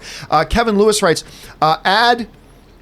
come see Blade Runner, people, why? The ad is come see Blade Runner. Come see people, Blade Runner. Why? People, why? Ad. Because it's Blade Runner. Hopefully Dune learns from this failure. Guys, I've said forever that the problem where this is coming from is that Blade Runner 2049 was a financial flop, even though it was a great movie. I thought it was better than the original Blade Runner. It's wonderful, but they never told people what the movie was about. All their trailers showed was, look, it's Blade Runner. And they just expect people to go, well, then take my money, because it's Blade Runner.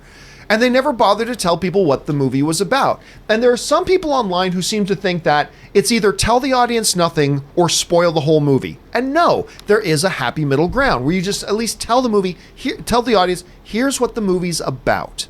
And the marketing for Blade Runner 2049 never felt that they had to do that.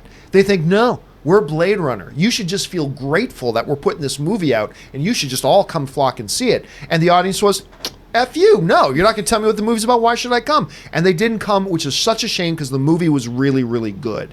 But the marketing completely botched. Did you guys have a chance to see Blade Runner 2049? I did. Speaking of Dave Bautista? Yeah. Yeah, well, don't feel bad, Aaron. okay. A lot of people didn't. I don't.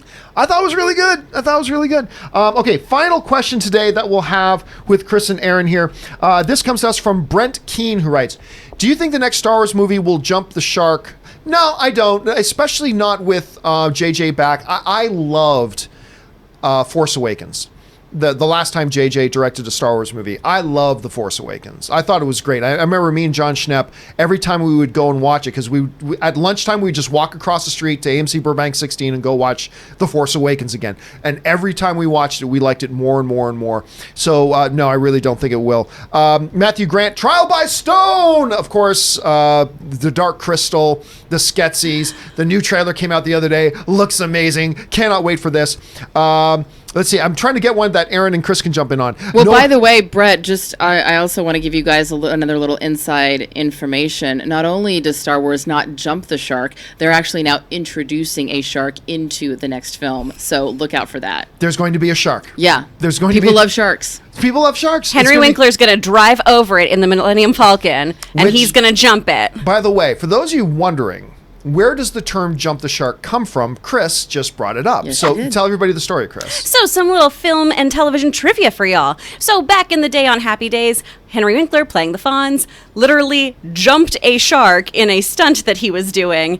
And that is where we get this phrase, because that was such a ridiculous, insane thing for a show to do that everyone said, what are we doing here? And This that is kind Happy of- Days. That kind of ended the show for a lot of people. It was basically like that was the end of Happy Days. And that was it. And they call it jumping the shark, which then later on shortly got replaced by the phrase nuke the fridge, which was from Indiana Jones 4, where in the opening sequence, Indiana Jones, to escape the destructive force of a nuclear weapons test, got into a refrigerator and closed the refrigerator Because that'll save you. and survived the nuclear blast. As And one does. People, Oh, man. they replaced nuke the fridge, or they replaced jump the shark for a while with nuke the fridge. That's Or- like in World War Z when Brad Pitt and the person that he's with that I can't remember right now, they're in the plane. The plane is crashing. They're like, buckle up. So they put their seatbelts on. The plane crashes.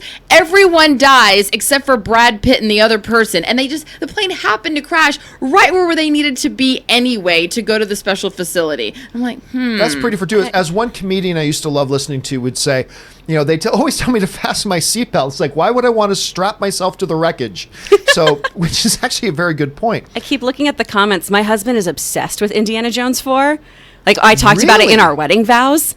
And because he likes... I'm sorry. I thought I heard you say that you talked about Indiana Jones 4 in your I wedding did. vows. I did. are you surprised by that? Are we surprised? I brought I up really I shouldn't brought be. up the Tombstone Pizza thing in my vows because Logan really likes fun. He doesn't care if things are stupid or goofy. He likes to have a good time, and it's one of the things that I fell in love with him is that he just likes to have a good time and laugh at stuff.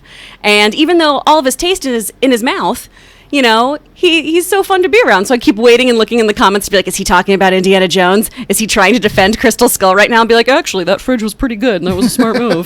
Nuke the fridge. Hi, honey. All right, guys. Well, listen, that will do it. I'm going to keep answering questions here, guys, for about another half hour or so. But, Erin's got places she's got to be. Chris has got things she's got to do. So we're going to say goodbye to them for right now. First of all, Erin Cummings, always awesome to have you here. you. Where can people find you? And remind us again about All Rise. I will. People can go on Twitter and Instagram at Erin L. Cummings. I'm also the host of a podcast called Kappa Kappa Cancer. And this fall, you can see me on All Rise and crossing fingers for my audition today, possibly on another show on the CW. And, now my inbox is going to be flooded with people asking me, is she going to be in the Arrowverse again? So everybody's going to be asking me I about hope that. so. I would love to go back to The Flash. It was such a great experience. So if anybody knows anybody who works over at CW and has anything to do with The Flash, let them know that Block is ready to come out of the hospital. I think that she's fine now. I think she's fine. Her hair's grown out. Like there's some time that has passed. So let's get her back because I'm ready to go to Vancouver and be a badass again. Hashtag bring back Block. Bring back Block. Hashtag bring back Block. Oh my God, Chris. Hashtag bring back Block. We'll have to remind us of that on Tuesday when you're back in here. Every day that I'm here. Hashtag bring back Block. All right. And speaking of Chris, thank you for being here again. Where can people find you? You can find me online at actor Chris Carr. That's Chris with a K, Carr with 2 R's. You can see it on the little guy there. And you can also find my videos over on YouTube on the Nerdwire page. Hashtag Nerdwire. Hashtag Nerdwire. Hashtag bring back Block. Nuke the fridge. All right. Thank you so much for being here, guys, and we'll see you guys back again here soon. All right, everybody. Let's keep things rolling here and get through some more of your live questions here. Next one up comes to us from Kevin Lewis, who writes, I accidentally skipped over Noel. Noel writes, decorating my brother's home theater, what 5 movie posters would you put there? I was thinking Terminator 2, Star Wars Episode 4, E.T., I almost said Entertainment Tonight, E.T., Jurassic Park, and The Matrix. Those are good ones. That original Matrix poster is fabulous. I love that poster, and that is one I would put up. For me, if I had to put up 5 in my home theater room or whatever, I'm putting up Matrix. Shawshank Redemption is absolutely one that goes up there. No question about it. Shawshank Redemption. And then for me, and I know this is sound weird because I'm not big on the Star Wars special editions, but I love the posters of the Star Wars special editions. So for me, it would probably be Matrix, because I love that poster. Shawshank Redemption, because I love that poster. And probably the original Star Wars trilogy of posters are the ones that I put up. The new edition, the special edition ones, is probably the ones that I put up there. But that's just me. But that sounds like a great list of ones to put up there. That's a great list, Noel. That's a really, really good choices there. All right, Kevin Lewis writes, I'm back in... Is it Iron Man or I'm back in MCU as computer program. Robert Downey Jr. do voiceover only. Oh, I see that. Iron Man back in the MCU as a computer program. Robert Downey Jr. do voiceover only. I don't see why. Why would you get Robert Downey Jr. and not put him on camera? I can't see that. Now, that doesn't mean they won't do that maybe once or twice. But I think we're definitely going to see Robert Downey Jr. back in the MCU. Maybe not next year, maybe not in 3 years, but at some point we're going to see him back 100%. I don't care what he says. I don't care what Kevin Feige says. At some point he will be back. And again, if you're going to get him in, why would you just not show him on camera? It seems like a little bit of a wasted opportunity. Springus McDingus writes, Mel Gibson is a great director. Absolutely he is. Not a fan of his personal life, but I can't wait for his movie about the evil Rothschild family. Well, I thought I heard... First of all, there's no getting around it. He's a great director. He's a fabulous director. I thought I heard that the next one he was going to do was like a World War II battleship kind of movie. That's the last I heard. Now, I can't remember. You're probably right on the money, Springus. You're probably 100% correct. But I'm just saying the last time I heard about the one he was working on next was supposed to be some World War II battleship movie, which has me really intrigued.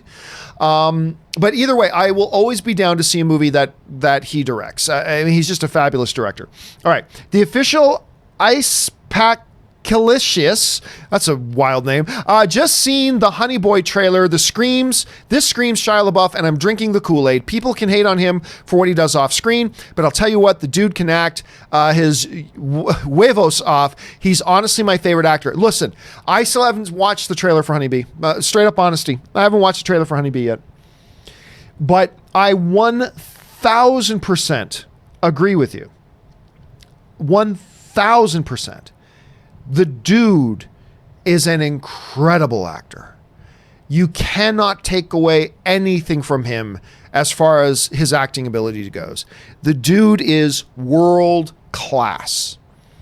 And yeah, he might be, like I said, 5 cookies short of a dozen upstairs. I don't know, maybe he is, maybe he isn't, whatever. He's definitely a strange dude. No doubt about it. He's a strange dude. I wouldn't let him babysit my kids. Let's put it that way, if I had them. But you can't take away, he is world class. Absolutely world class of an actor. There's no doubt about it. And I haven't been avoiding the Honey Boy trailer. I just haven't gotten around to watching it. So maybe I should just queue it up and watch it as soon as we're done with the show here today, because I do got to get around to that. But I'm 100% behind you, official. 100% behind you. The guy is absolutely one of the world's best right now. All right. Richard Karate writes, best John Woo movie. Whew. I mean...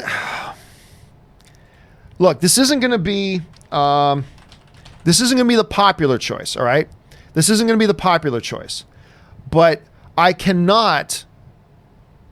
Obviously, a lot of people are going to say things like The Killer.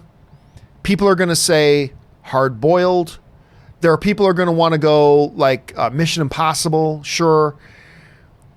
But this movie is not just a guilty pleasure of mine. I straight up legit love Face Off. I straight up legit love Face Off. It's some other ones. Another one he did with John Travolta was Broken Arrow. That one's not so great. I forgot he did Bullet in the Head. I totally forgot about that one. Red Cliff is another great one. But for me, it's Face Off. I'm Castor Troy. Hey, if I asked you to... No, wait. Let me rephrase. If I let you suck my tongue, would you be grateful? I mean, you like, who writes this stuff Face Off is so good. I love Face Off. Again, I know it's an unpopular choice, but I'm going to go with Face Off.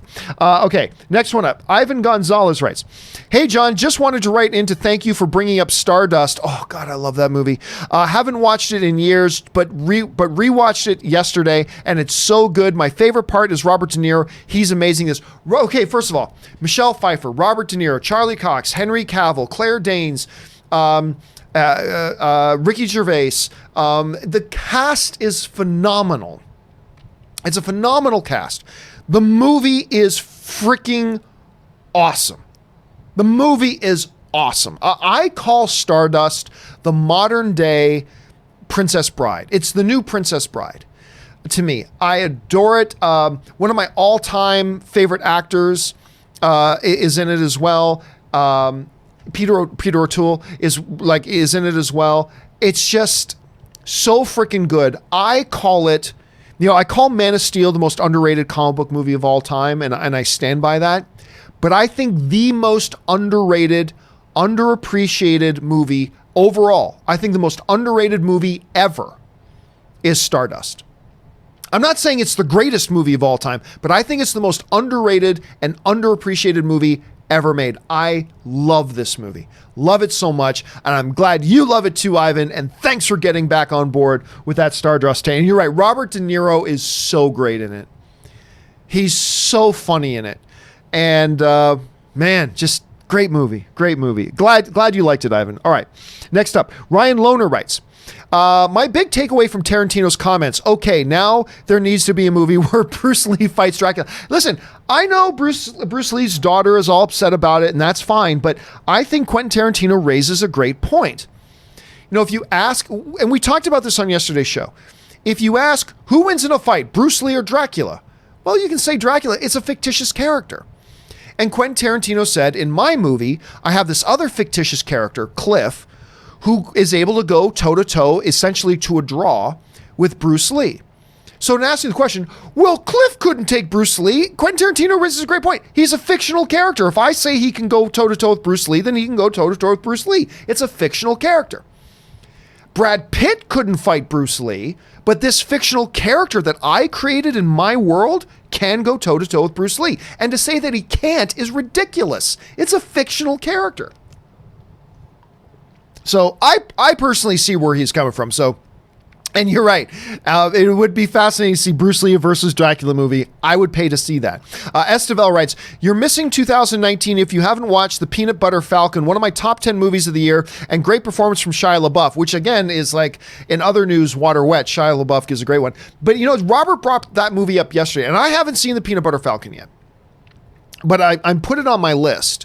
Robert brought that one up the other day. It absolutely sounds great. I'm hearing nothing but good things about it, so I got to get on board with The Peanut Butter Falcon. By the way, I still haven't watched the Farewell. Is that the one? Farewell with Awkwafina. Everybody's telling me it's one of the best films of the year, and I still haven't gotten on board with that one. Ann and I were going to go see it tonight, but then we remembered The Good Boys opens tonight, so we're going to go see Good Boys instead. I might do a double feature tonight. I might go see Good Boys and then stay at the theater and watch The Farewell. I'm not 100% sure yet, but I might do that because there's a couple of really good movies this year that I haven't had a chance to watch yet that I really need to get on board with, and that's one of them. All right, Alvin Elmore writes, did you see what the co-head of the Toronto Film Festival said about Joker? He's already proclaiming it a masterpiece. I can't wait to see this film. I haven't seen that anywhere. Are you sure he said that?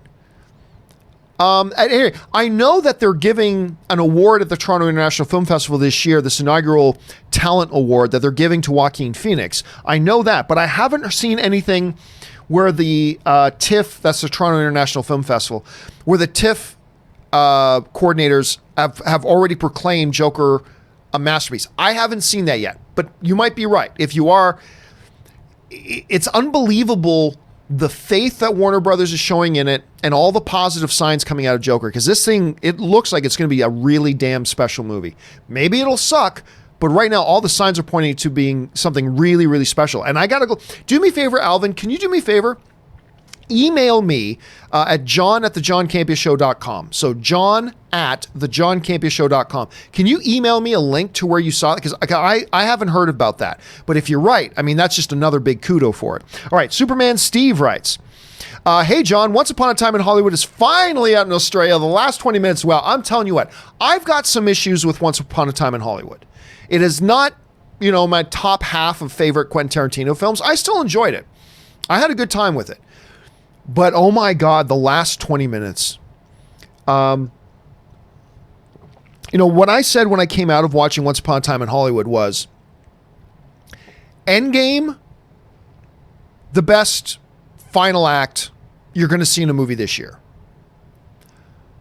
Once Upon a Time in Hollywood is next. For its last 20, 25 minutes, that's the next best that you're going to see in a movie.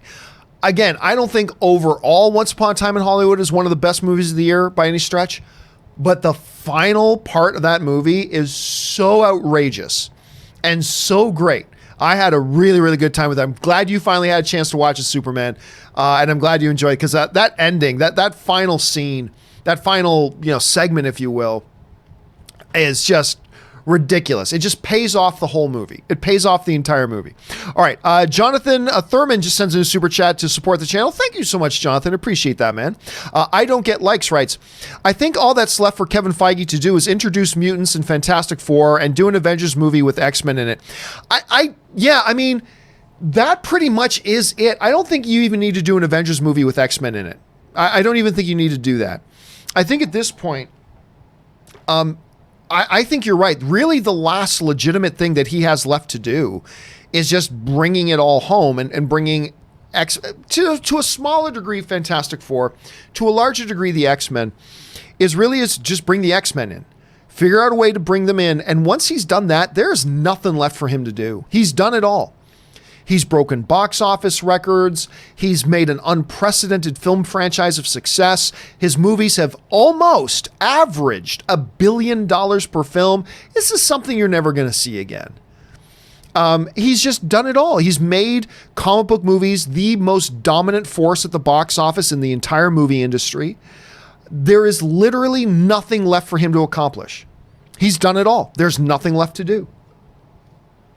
Sure, you can bring up some smaller things he could do, but he's made it the number one most dominant genre in the film industry. He's got all the box office records, including the number one box office film of all time, at least for now.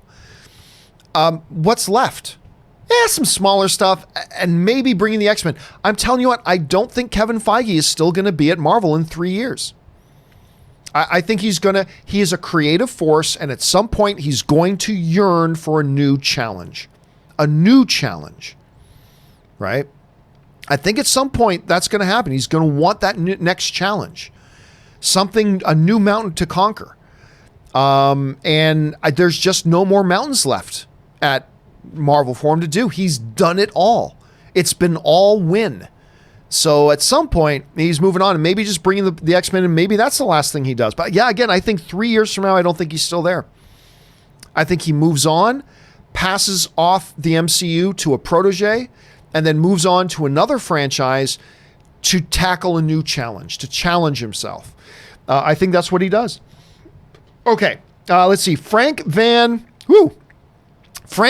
Ward Husin writes, Hey, John and crew. So I watched Amazon's Jack Ryan and I freaking loved it. Recently dropped a trailer for season 2. Did you like it? John is evolving. I have not seen the trailer for season 2 yet, to be honest with you. I have not watched the trailer for season 2, although I am anxious for season 2. But I've not gotten around to watching the trailer for that. And by the way, can I just say that while we were in Canada this past week, when we would finish our day, like we got back from wherever we were going, whatever, and it would be like 10 o'clock at night, 11 o'clock at night. Now we were winding down, just getting ready to go to bed. Me, Ray, Ryan, and Ann, we would go down to the rec room and we would just put on episodes of The Office. And we would end our day by watching a couple episodes of The Office. Can I just say that it is amazing seeing where John Krasinski has come? Seriously. Because look, Steve Carell was already a star when he did The Office. He was already making his mark in the entertainment world. And nobody has had the success that John Krasinski has had coming out of The Office. Again, other than Steve Carell, who had already kind of made his mark. It is amazing to see where he has come. From Jack Ryan A Quiet Place success. He's just becoming a guy that I think is going to be a big star for a while. And it's so cool seeing where he's come. Anyway, Baxter Kirkdoffer writes, Rob, Journey or Kansas? Well, Rob's not on Thursdays, but for me, it's Kansas. Carry on. Anyway, I'm never going to be able to say this name. Orakusaki Shinigami writes, John, why'd you write it like that? John, I just rewatched Toy Story 4 in theaters, and for some reason, I was checking my watch every time because I wanted movie to finish fast because I got bored really quick. I don't know what happened. Well, hey, listen, seriously, I mean, who knows? Look, all films hit everybody differently. I was glued to the screen for every second of Toy Story 4. Absolutely glued to the screen every second. But that's my experience with the movie. That doesn't mean it's going to be your experience with the movie. You know, there are people who watch Godfather and don't like it. There are people who watch the first Angry Birds movie and love it. I mean, that's the great thing. You know, we talked earlier in this episode about how movies are experiential events. And one of the great things about that is that each of us experience a movie in a different way.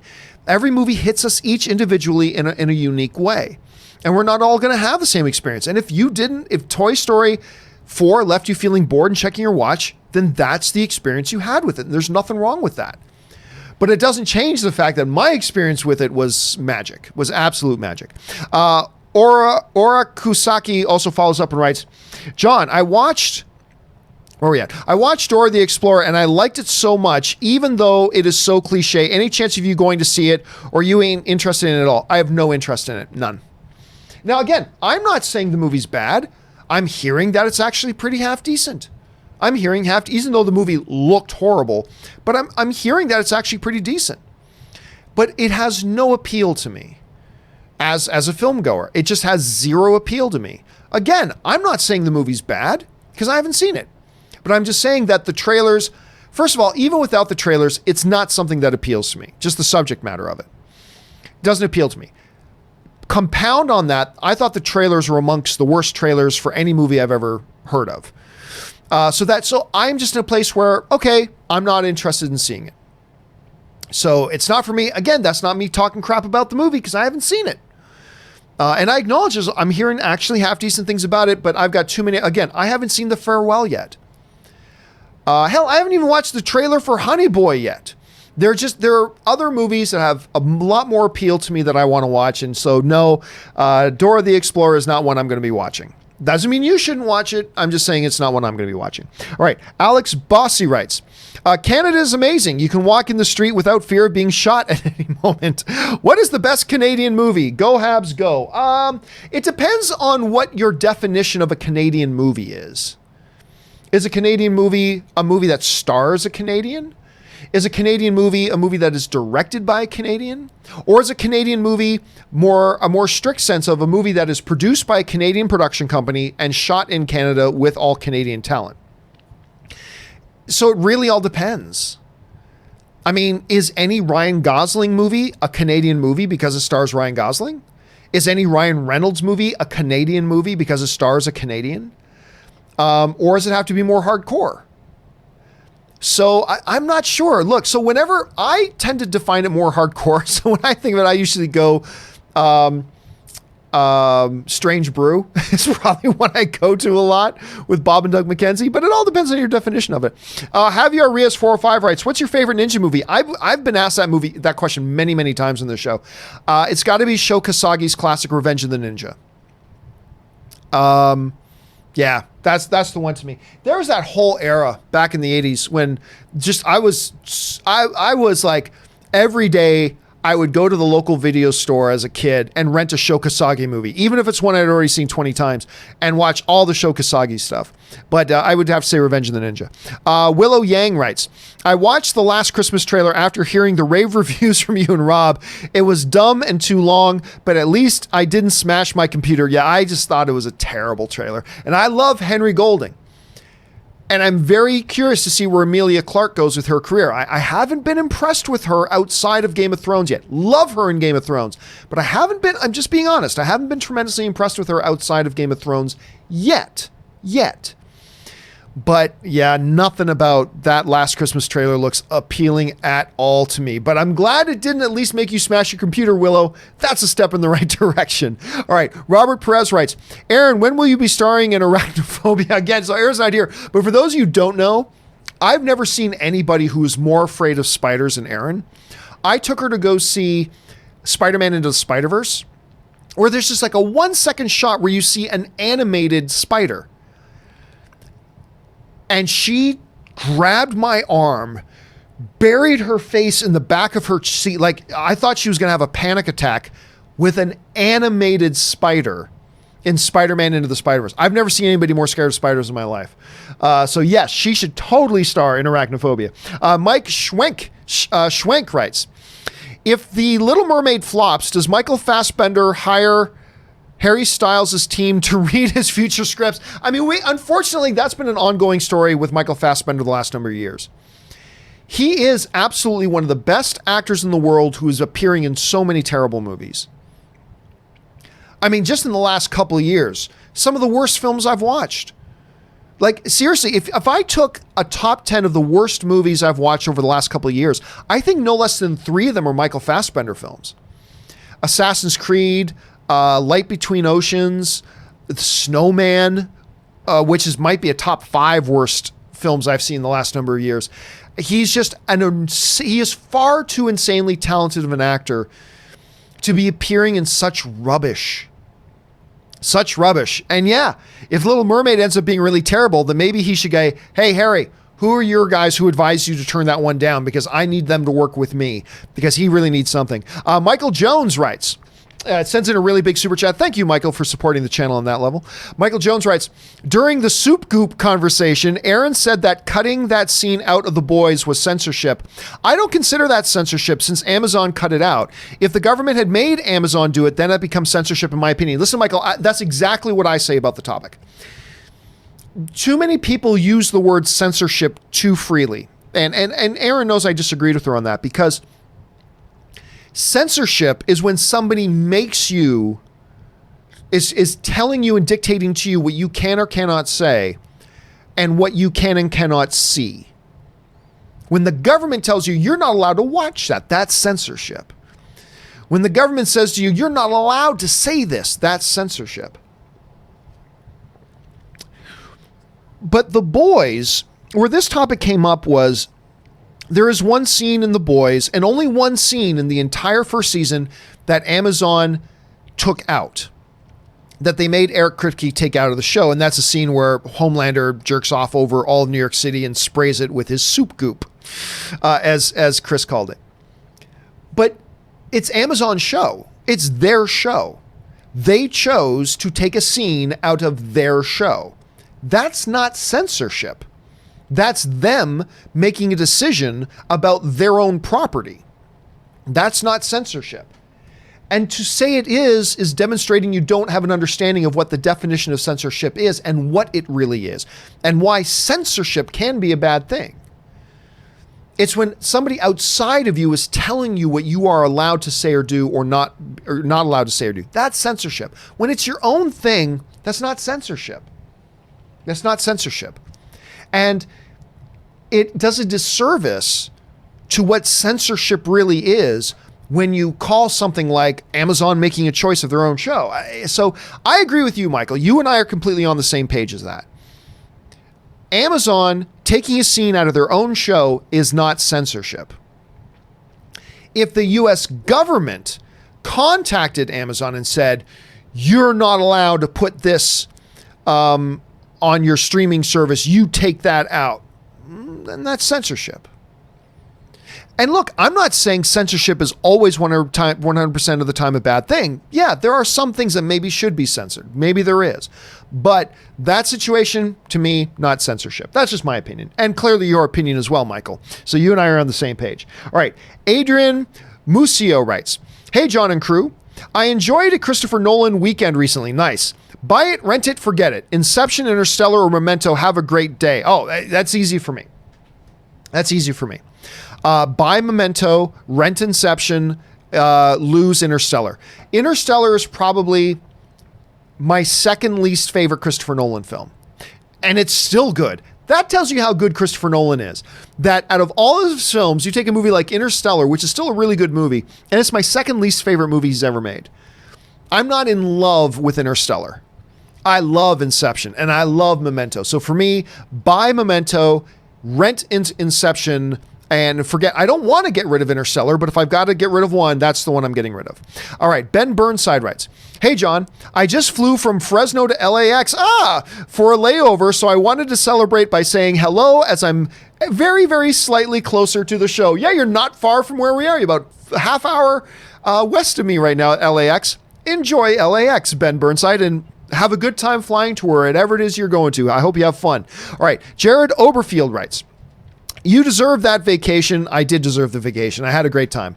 Now, buy one, rent one, lose one. Best picture winners: Casablanca, Sound of Music, Godfather Part 2. Again, a pretty easy one for me. The Godfather Part 2 is one of the greatest motion pictures ever made. So that's buying Godfather Part 2. I'm actually renting Sound of Music. I know Casablanca is celebrated as one of the greats of all time as well, but I would take Sound of Music over Casablanca, which is great, but I would take Sound of Music over Casablanca any day. So buy Godfather 2, rent Sound of Music, lose Casablanca. Again, don't want to lose any of them, but if you're saying I have to lose one, that's the one I lose. All right, Damien Dornford writes, "Hi, John. Hope you had fun back in Toronto." I very much did. "I've started the car and I'm finally filming my first feature film." That's awesome, Damien. Good on you. Because I keep saying, where's that term starting the car? Too many people say they have dreams, but do nothing. Every day comes and goes and they do nothing to work towards their dreams. And one of the best analogies I've ever heard given to me is this: you can't steer a parked car. Think about it. You can turn the wheel, but you're not steering the car because it's not moving. You got to get a car moving if you want to try steering it. So I always tell people, do something today that moves you closer to your goals. No matter how tiny it is, do something today that moves you closer to your goals. Because if you're not in motion, then you're not getting anywhere. Unless you're in motion, you can't steer your car. So good on you, Damien. If you've got some goals and dreams and things you want to do something that moves you closer to it, and you got started. So that's awesome, and I applaud you, sir, and good luck on that. I hope you have good fortune with it. All right, Ben Burnside writes, "Hey, John, I'm realizing that actor Clifton Collins Jr. is on my next flight." Neat. He was an actor in the 2009 Star Trek and Once Upon a Time in Hollywood. Yeah, he didn't actually, I don't think he had any lines in Once Upon a Time in Hollywood. Real story, I've had breakfast with Clifton Collins Jr. It was at Comic-Con a couple of years ago. And Mark Neveldine and Brian Taylor, a couple of friends of mine, who wrote and directed the Crank movies with Jason Statham. So they were there to promote Crank 2. And Mark Neveldine gave me a call, said, "Hey, I'm in town now. Have breakfast with me tomorrow morning." So I'm sure. So I go down and have breakfast with him. And he says, "Oh, I've got my friend Cliff coming." I'm like, "Great." And it was Clifton Collins Jr., who was, I believe, also in Crank 2. So, and I recognize from Clifton from other stuff. And of course, he's in Westworld as well, Clifton Collins Jr. And so I got to have breakfast with Cliff and Mark and just had breakfast. And very funny guys. Very, very funny. Clifton that's the one thing that struck me out of that breakfast. He was really funny. Just a really, really funny dude. So if you get a chance to say hi to him, say hi to him. All right. Ben, I'm sure he wouldn't remember me from, like, he had breakfast with me once. I'm sure he wouldn't remember me at all. But if you get a chance to say hi to him, do, because he's a really, really nice guy. Ben Burnside also follows up and writes, "Hey, John, goodbye, as I'm out of my layover from LAX and now I'm far away. On the plus side, I know I'm safe because, I have the high ground. Give it up, Anakin. I have the high ground." One of the stupidest lines in any movie ever. David Tapia writes, "Pan Am, the complete series just came out." That's one of Aaron's shows, as a matter of fact. "Pan Am, the complete series just came out on DVD. Does Aaron financially benefit from me buying it or from me buying the digital version?" I believe the answer to that question is yes. Like so Aaron, that was she was one of the stars of Pan Am. And I don't think it lasted more than one season. I think it only had one season. It might have had two. Anyway, I do believe, I could be mistaken about this, but I believe, that as one of the features on the show, that she gets a royalty. It might be 5 cents or 2 cents for every time somebody buys like a $30 DVD set or whatever. But I do believe she gets royalties from that. I could be wrong, but I believe she does. I think that's standard. So yes, if you buy it on digital or a physical copy, I do believe she benefits from that. I think that's the case. All right, Calvin Black Deer writes, criminals are like weeds, Alfred. Pull one up, another grows in its place. This is about the future of the world. It's my legacy. My father sat me down right here, told me what Wayne Manor was built on. Again, man, I love Ben Affleck's Batman. I loved Ben Affleck's Batman so much. I wasn't thrilled with what they did to him in Justice League, but Ben Affleck as Batman in Batman vs. Superman to this day is my favorite iteration of Batman I've ever seen live action. Not the best Batman movie I've ever, and that's The Dark Knight, but that manifestation, that iteration of the character of Batman to this day remains my favorite. It is the only time. Some people say, but John, didn't you see in the Christian Bale Batman that he actually said that, the Batman's... I don't care what they say in the movie. Show it. And in Batman versus Superman, they showed, Ben Affleck manifested a Batman that they understood that Batman was the real person and Bruce Wayne was the mask. That Bruce Wayne essentially died in that alley with his parents and the Batman was born. And they gave that some lip service in Christopher Nolan's Batman films. They did. They gave that some lip service, but it never played out that way. And those movies are magnificent. Make no mistake about it. Those movies are primo. Absolutely great. But as far as really getting Batman, I thought they did that. I thought Ben Affleck's manifestation of it was the most accurate I've ever seen, particularly in Batman versus Superman. So that's just me. All right, just got a few minutes left here, guys.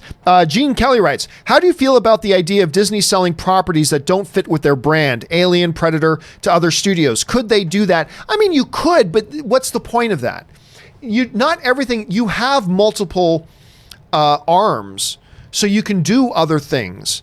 Like you don't do Alien under the Disney banner. You don't do Predator under the Disney banner, but you own Fox now. You can do that under the Fox banner. You have Hulu. You have other things. Touchstone was something somebody brought up earlier. There's no need to. You bought Fox to acquire all this IP. You don't then turn around and start selling off IP. I mean, they just spent $71 billion to acquire an ass ton of IP property, right? There's no reason to do that. You just put it under the proper banner. Put it under the right banner. That's all you got to do. And I know they have plans for Alien and Predator. They definitely have plans for Predator. And they definitely have plans for Alien. So you just do it somewhere else. You don't spend $71 billion to buy something just to turn around and sell it off. They want to collect this IP and they'll have plans for it. You just don't put it out under the Disney banner. Krypton Caged writes, hey, John. While you were on vacation, I started and finished Mindhunter. Nice. Absolutely loved it. How scary was the hospital room scene in the end? The thing is, the show as a whole is so smart. It is a smart, calculated, deliberately paced show. It's not a super fast show. That's why I keep telling people, having a good pace to a movie doesn't mean the movie has to be fast. It can be a slow pace, but you've got to have a cadence to it. And there's such a deliberate, like really slow burn cadence to Mindhunter that I just loved and adored. And I just fell in love with that show, even though it was nothing like what I thought it was going to be. And I fell in love with it. And I know a lot of you guys fell in love with it. So I just loved everything about it. I'm so excited for season 2. Slim Trav writes, more likely release, Snyder Cut or Divergent 4. I'm actually going to go Divergent 4. I think it's probably more likely to actually get a release than anything else. Blake Feely writes, are you doing a D23 meetup? I'll be honest with you, I hadn't even thought about it. So I and Chris Carr, we're going to be at D23 and very excited about it. So But will I do a meetup there? I haven't even thought about that, Blake. You know what? I'll tell you what. I'll give that some thought. Maybe I will. I'll give that some thought. Maybe I'll do that. All right. James Germain writes, Hey, wondered had a chance to catch up on season 2 of Krypton. Lobo is filthy. Zod is Lobo is filthy. Zod is malevolent. I've always mispronounced that. Doomsday is terrifying. Hashtag Craptown, aka Krypton quoted Lobo. I have not, which is weird that I haven't started watching Krypton season 2, because I watched Krypton season 1 and I actually quite liked it. It's not in my top 3 or 4 or 5 favorite, comic book related shows or anything like that, but I thought it was better than it had any business being. And I enjoyed it for what it was. So, you know what it was? I got turned off by Lobo in the trailers. I thought Lobo looked ridiculous and sounded ridiculous. And it kind of tempered me. So I don't know really why I haven't started watching Krypton season 2 yet, because I like season 1. I'll get around to it, but no, I haven't had a chance to get up on it yet. All right. Ryan Lohner writes, the new Elizabeth and Margaret on The Crown were both the Queen mum in Hyde Park on Hudson and the King's Speech. I wonder if that was deliberate. Really? That's interesting. Now, I knew that the one actress was. I didn't know about both of them. That's interesting. By the way, I like The Crown. I had no interest in The Crown, but Anne fell in love with it. And Anne, my wife, was watching it incessantly. So, inevitably, I'd be sitting there while she put on The Crown, and I started to get into it. I like that show. So I'm very curious to see where they go. I am going to miss Claire Foy on it, though. It's going to be interesting to see how the show plays now that they've moved forward in time a bunch and it's no longer Claire Foy, because Claire Foy made that show. So it's going to be interesting to see where they go now moving forward with these new actresses, Ryan. Dan M. writes, and sorry, we took a little bit of a jump. Dan M. writes, watch The Boys, and that plane scene was effing cold. I'll tell you what, man, I already liked The Boys. I was already into the show, and I was already enjoying the show, and I already liked it. And then that scene, that episode 4 with the plane. And it just took that show to me to another level. And it just kept telling me this show is constantly surprising us with different dimensions it has to it. And I really, really dug it. All right. Final question today, guys. And then don't worry, Terry, Dirk Diggler, everybody on down. Do not worry. Your questions are going to get answered today in a video, in a companion video a little bit later. Keep your eyes open for it. It is coming later today. But we're already at 2 hours and 20 minutes, so we need to wrap up today. Dalton Compton writes, how about a Lion King prequel? A story that delves deeper into Mufasa and Scar's relationship and cubhood. Maybe a source of inspiration can be Shakespeare's Othello or King Lear. I'll be honest with you, that might be appealing to more people, but I have no interest. Look, I have very little interest in prequels in general, right? I mean, we know where things wind up. Now, I'm not saying there aren't exceptions. Of course there are exceptions, but generally speaking, I'm really not big on the idea of prequels in general. It's like, I don't need to know where Mufasa and Scar came from. They tell us everything I need to know about their background, particularly in the live action movie. They're brothers. Mufasa still loves his brother. He's exasperated by him. And at one point, Scar challenged him and lost. That's all I need to know. I don't need to see a story about them as cubs growing up or anything. I got, as somebody who loves the new Lion King, I absolutely love this live action Lion King. As somebody who loves the new Lion King, I got to tell you, I would have very, very little interest in that personally. But, again, that's just me. All right, guys, that will do it for today's installment of the John Campea Show. Thank you so much for being here. And special thanks, of course, to Chris Carr and Aaron Cummings.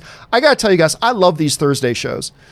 Because just when we get into the live question part, it just goes into the weirdest directions conversation. I love having these two in the same room together. They're great together. So special thanks to Aaron and Chris for being here. And a special thanks to you guys for being here and making this film fan community what it is. And to all of you guys who sent in questions and super chat, thank you for giving us great fun things to talk about, but also for supporting the channel along the way. Speaking of supporting the channel, guys, remember, 3 things to do. Make sure you click subscribe, become a subscriber to this YouTube channel, give this video a thumbs up, and make sure you jump on down and leave a comment in the comment section. Keep the conversation going. Remember, at all times, though, you are speaking to fellow film fans, so have fun, disagree, and debate, but remember, always do so with respect to each other, because you're all fellow film fans, which is a great thing. All right, guys, don't forget there's going to be a companion video a little bit later today, and then the John Campea Show returns again tomorrow. Make sure you come back again and join me at that time. That'll do it for me for now, guys. Thanks so much for being here. My name's John Campea, and until next time, bye-bye.